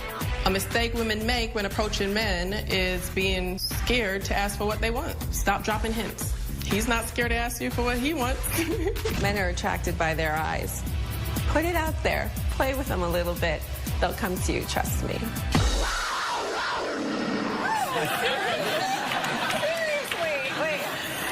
All right, well, I'm adding somebody to the panel. Self-confessed bad boy Steve Santagati is here. So, do bad girls get good guys or bad boys? All right, you want to know the truth? Yeah. That although these three women need major refinement in their game plan, because I see a million holes, I've broken all of you more than once. Women just like you.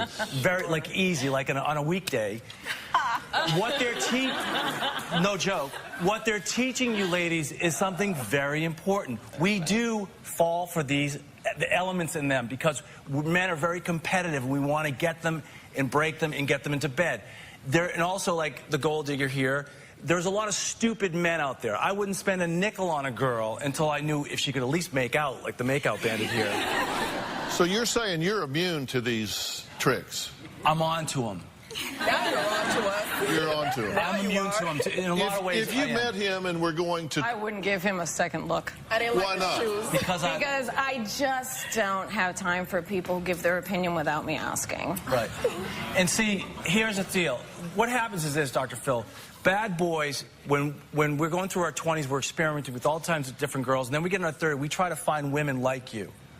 And we try to find women like you because we want the biggest... Can I say bitch on the show? You already did. I'd like to point out he didn't include me in that. No. We want the worst because we find the challenge. And so sometimes a woman like yourself will look at a guy like me, and there's a million bad boys out there, and they'll be like, he's going to beat me, so I won't give him the time of day. So what makes you a bad boy? It's how we think. It's how I go through life. It's I know how you think. I know what your game plan is 10 steps before you do it. I do A, you do B. I watch you do B, and then I do C. I'm in your head. I study this. I've lived this since I was 10 years old. Are you dating? Are you dating currently? 45. Yes. Ever been married? Never been married. Have any kids? No. But what does that mean? Is that the now? litmus test for success in a relationship, or is happiness, or is commitment? Because if I commit to you, not on a piece of paper, but out of my heart, I'll never cheat on you. What's your longest relationship? Right now, myself. Okay. I was in a relationship for a long time, a very committed relationship. Yeah, yeah. This is Dr. Carol Lieberman, who has written the book, Bad Girls. She's here to talk about this. What do you want to say, Carol? Well, I wanted to sort of explain, put this all together. Bad girls are women who have had their hearts broken, starting with their father, who didn't love them enough. Danielle, for example, she was adopted, first of all, so she didn't know her first father. Beige, your father, sent you to school in Jamaica. Yeah, sent you far away. Now, I know you say that it's because he loved you and he wanted you, your siblings. One of the best schools in Jamaica. Your siblings didn't do well, and your father wanted you to have a good education and whatever. And a better life, opposed to being raised in Brooklyn, New York, Jamaica, the islands. That's fine, but at the same time, to a little girl, a young girl, what that means to her is that she was abandoned by her father, unconsciously That's what perhaps. It means to you. My father is still in my life. He visited me all the time. He took care of everything. Let me just. So for you, in any case, men, your father gave you money to go to school and sent you to Jamaica, and he gave you things. And so that's what you see men as giving you, and you're trying to get the love from men. But I'm not trying to get the love from men. Hold on. Let me say something. All of us have a background. All of us are damaged in some sort of way in some part of our life. How about the fact that maybe these girls, or like I said, parts of what they're doing is just smart. Well, it's just how it works in nature. Let me finish explaining it. Tiana, all you've said that I know about your background is you had a very strict background growing up. You say that your father, you had I was daddy's a good little girl. relation, daddy's girl. So all Tiana's doing is what guys have been doing for thousands of years. We've always dated younger girls. Why don't you women stick together and applaud this instead of bashing her for it? No, what I'm not bashing. Right, guys? She's the only one. You ready for this? She's got the best. Tiana's got the best chance of actually meeting a guy and falling in love because she's playing by her rules. She's a proactive, strong, sexy woman. And ready for this? They're all, pay attention to this lady. This is your take-home news. They're all unapologetic about being a woman and strong. Be right back.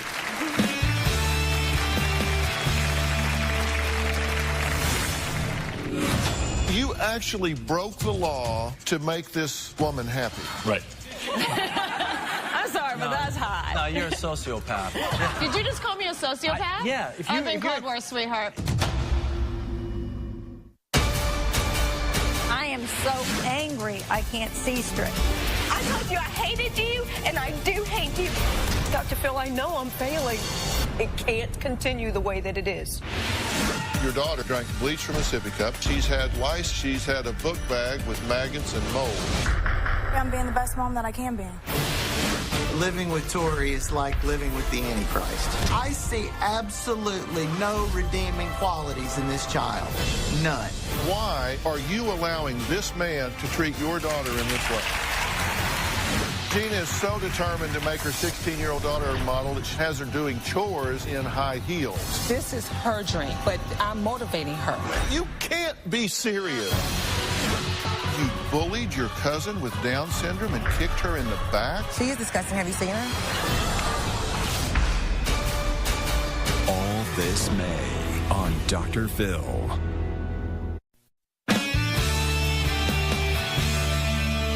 Steve, let me talk to you. You've got an opinion about the gold digger aspect here. Are you an active dater? Yes, sir. You go out. How many times a week you out? 2 or 3 times. So you're out there. Oh, definitely. Yeah. Okay. So what do you think about Beige here? I find gold diggers despicable and despising, actually. People that you're going up against.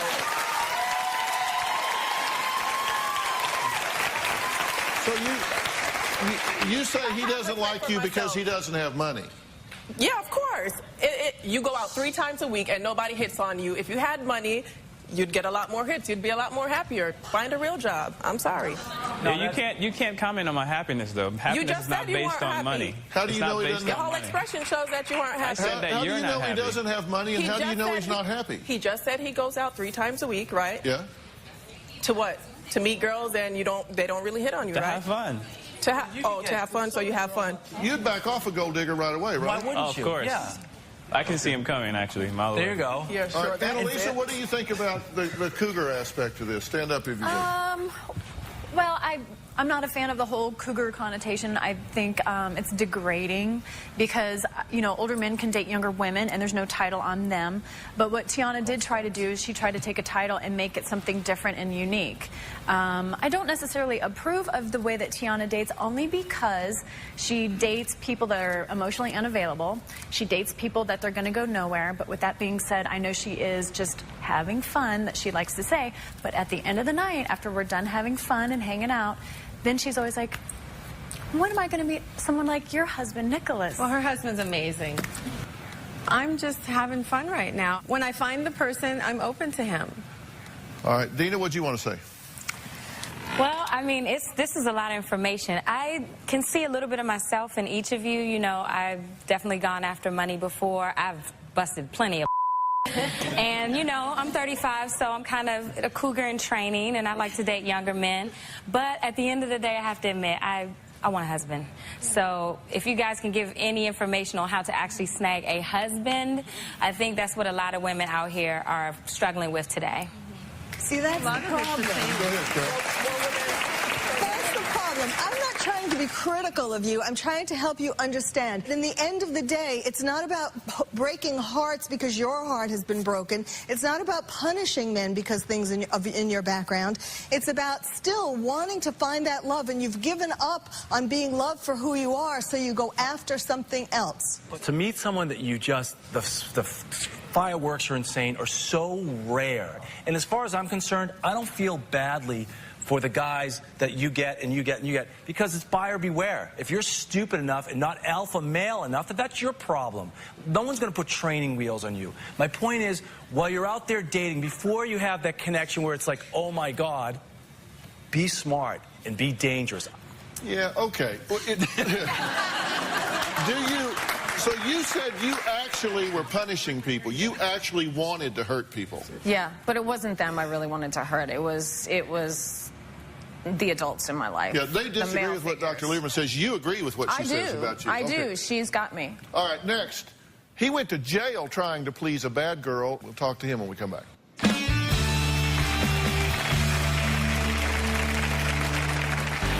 The most expensive thing that I bought for my bad girl ex-wife was a $3.8 million condominium on the Upper East Side of Manhattan that I could not afford. The pressure to keep the lifestyle going in New York made me do things that I wouldn't otherwise do.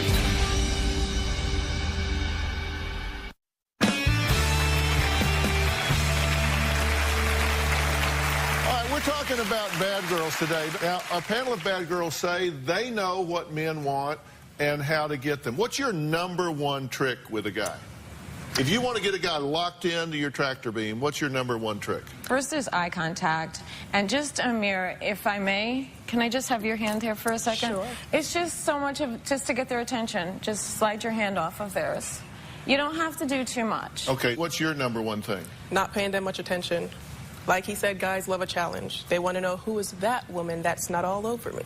So you seem aloof, and they kind of like, why? Right. I mean, all right. Right. We want two different things, if I can point that out.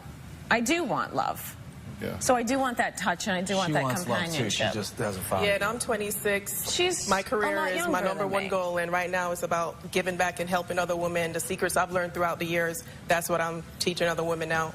So you're going to help raise our future gold diggers?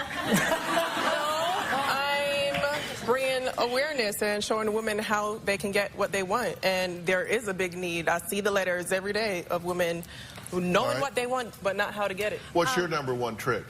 Self-confidence and independence. Men are attracted to a woman that has her own life and does her own thing, and they don't like needy women. Well, they're children, of course. I mean, you've got like a driver's license and a car and all of that. I mean, Okay.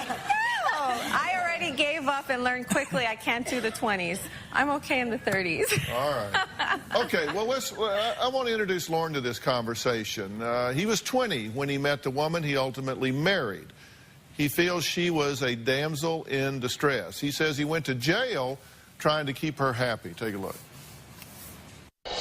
I started dating bad girls around age 20. My ex-wife was controlling, aloof, and detached. She maintained the air of disinterest for about 3.5 years because she really knew that it would keep me hooked. I describe her as a bad girl because she focused mostly, if not completely, on herself.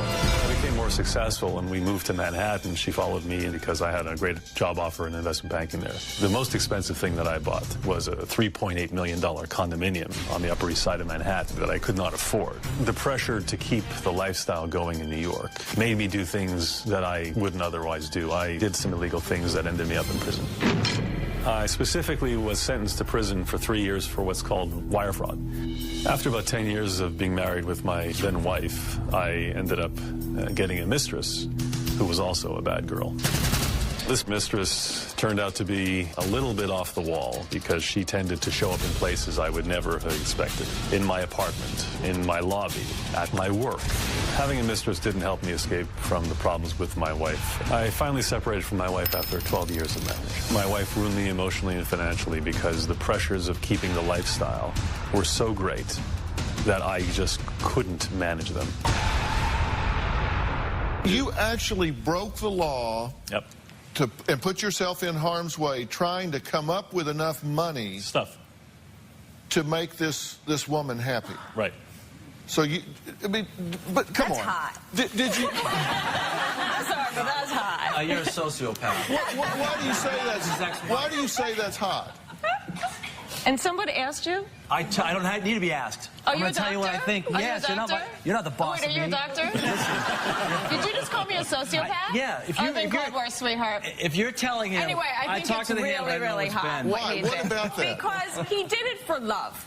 No, he was didn't. in love with her. He didn't do it for love. You don't understand love Did at you all. just hear him say that he was in love? Okay. No, he was not in love. That's not love. Oh, that's right. I forgot. You're wearing the God hat today, That's aren't right. you? That's right. You are. All right, go ahead. Well, I'm going to let Steve say his You know what, thing. sweetie? You won't even have a chance. Because what I've learned over the years is that I want romance, passion, and intimacy just like women do. So the reality is, for me, when I look back at what I did back then, I was an immature child who didn't understand relationships. And most of us don't understand relationships until we're in our 40s. But you never said to yourself, I am committing a felony here to buy her something so I get to stay? All I was doing was I had blinders on and basically said, I need to maintain this lifestyle, because if I don't, my whole world is going to collapse. And I wasn't strong enough to let the world collapse. Or, you know, more importantly, the most difficult thing anybody can do is go to the altar and say to themselves, you know what? This isn't the right person. I need to say I can't do this, and walk away. But in I couldn't do retrospect, that. wasn't that desperate? Of course it was desperate. And wasn't it pathetic? Yes, it was. And you say it's hot? No, because what he did, the reason he did it for. You see somebody here that has destroyed himself Yes, in the service of someone you're else? going to clear it up for me, aren't you? Because I am misunderstood, but I'm okay with that. He was fulfilling his night fantasy, and a lot of men who are with bad girls, that's what they're doing. They rescue her, that she will be with them forever. She will be beholden to them forever. Maybe I'm just a simple-minded old country boy, but when I met Robin, I just thought, man, she is cute, she is funny, she is interesting, and I like to spend time with her. It was just that simple. I thought, gee. I mean, that's right, baby. But I mean, does it have to be so complex? I mean, come on. It's not that complicated. He was just. Bottom line is, you were just too nice, and you even No, he was a knight in shining armor, and that's what's hot. He's still. That's He's what I still think was too hot. nice. Stephen, let me jump in here. I didn't understand when I first met her, because my wife, when I first met her, I was traveling to Europe to go backpacking, and I looked at her at the airport. I never met her before. She was all the things you described your wife. To me, she was adorable. She seemed nice. And what happened is I continued to pursue her all throughout Europe. And I fell in love with her. Didn't she stand you up on your first date? Absolutely. God, I need to take you to boot camp. Go shoot a deer. Go catch a fish. Build a house. Use a hammer. Get dirty. Turn into a man. You'll never put up with that again. Are you still too nice? Did prison toughen you up? I assure you, I am a man. Good. I know you're a man.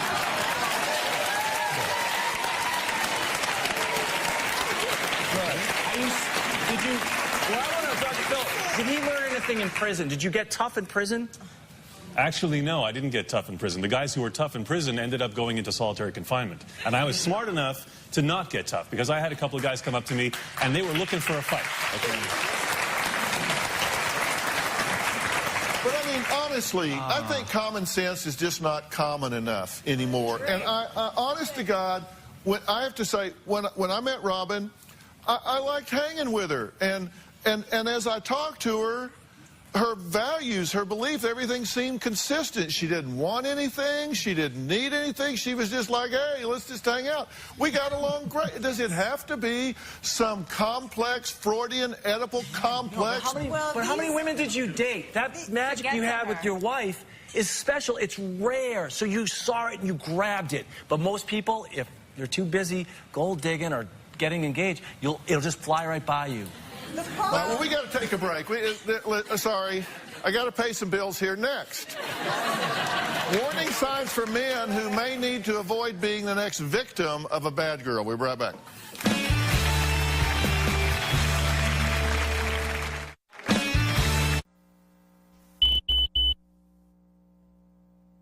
Of bad girls says that knights in shining armor can avoid getting their hearts trampled if they know what to watch out for. Now, there is a test in the book for men who Dr. Lieberman says are more vulnerable to bad girls than others. She calls them sitting ducks.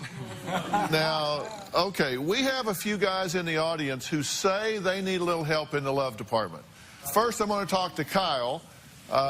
Single as of 6 weeks ago, right? Yeah. You like bad girls. What attracts you to bad girls? Well, just physically, pretty much, because they all put themselves out as the first thing that they look for, that you look for, right? Is physical appearance. So they always date really, really hot chicks, and they usually end up being shallow or not worth my time, really. So some girl buys a push-up bra and you're just dead meat.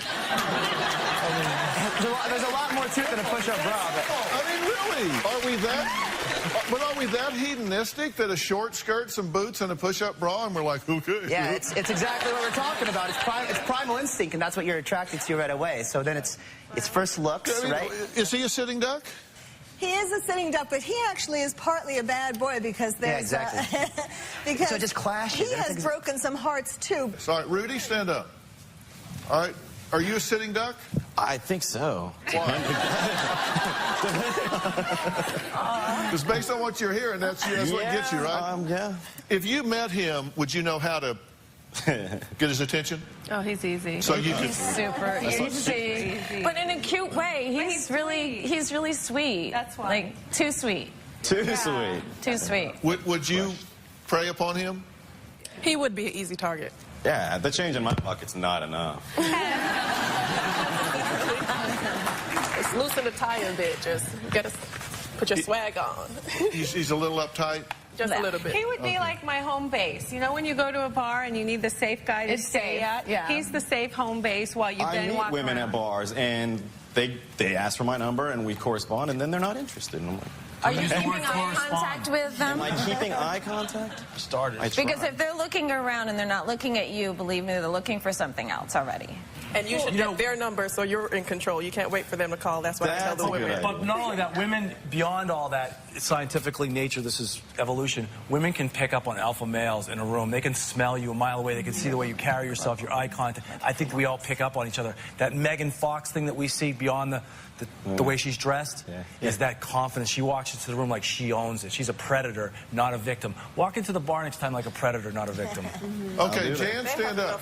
You say that you're exactly that. You say you're too nice.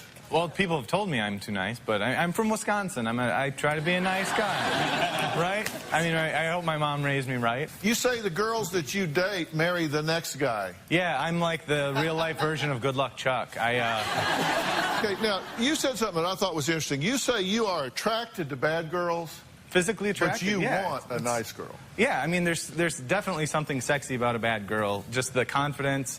You know, like the guys said, the way they put themselves together. I mean, the eye contact, that stuff is... You keep going like this. Yeah, I mean, sorry. All right.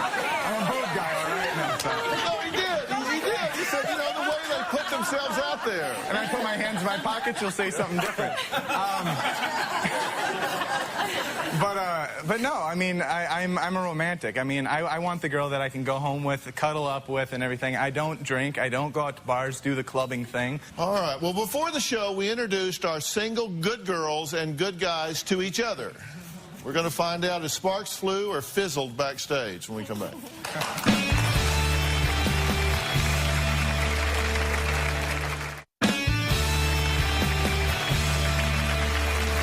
Well, Dr. Carol Lieberman is here, and she is author of Bad Girls, who says men and women can steal secrets from bad girls without turning into a bad girl and level the playing field when they're out looking for love. Now, we let some singles mix backstage before the show. Take a look.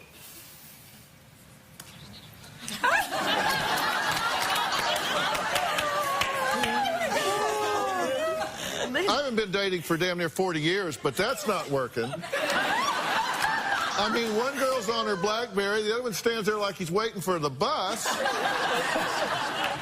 Look at this. Oh, come on. How charming are you?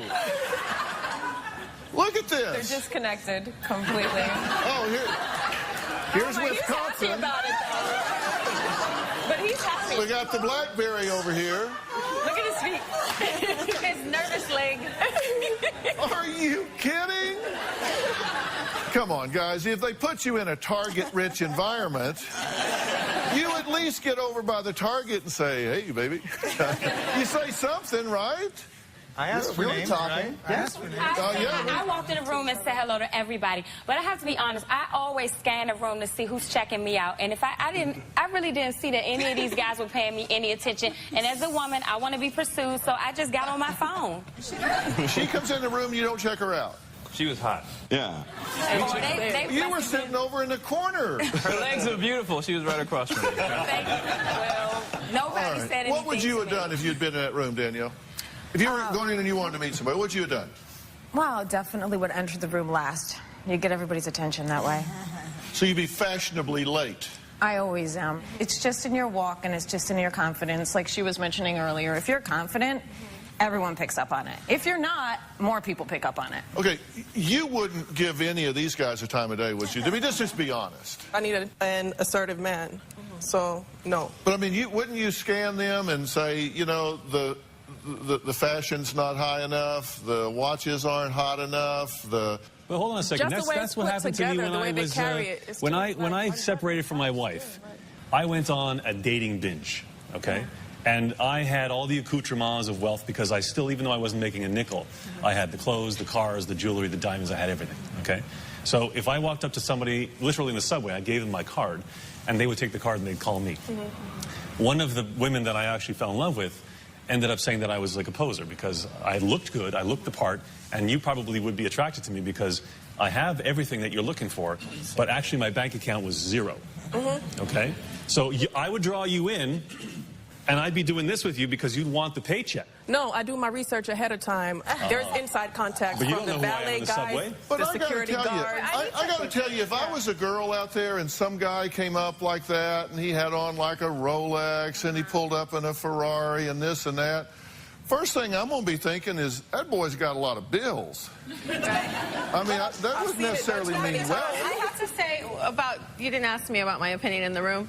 They did nothing in the room, which is why they never get a good girl. The real bad girls are going to, like you were saying, Danielle, and I won't agree with anything you say, but you're going to pick on someone your own size. They're going to go after someone that can handle them, that can tame them, that it's at least going to be a challenge. Otherwise, they'll be bored. I know that for a fact because as a bad boy, you keep stepping up your game. And there's nothing wrong, Doctor, with liking bad girls. I think it's really great. You'll learn a lot from them. You'll learn a ton from them. But you got to know how to drive them. If you can only drive a Prius, don't get in a Mercedes. Well, we'll be right back.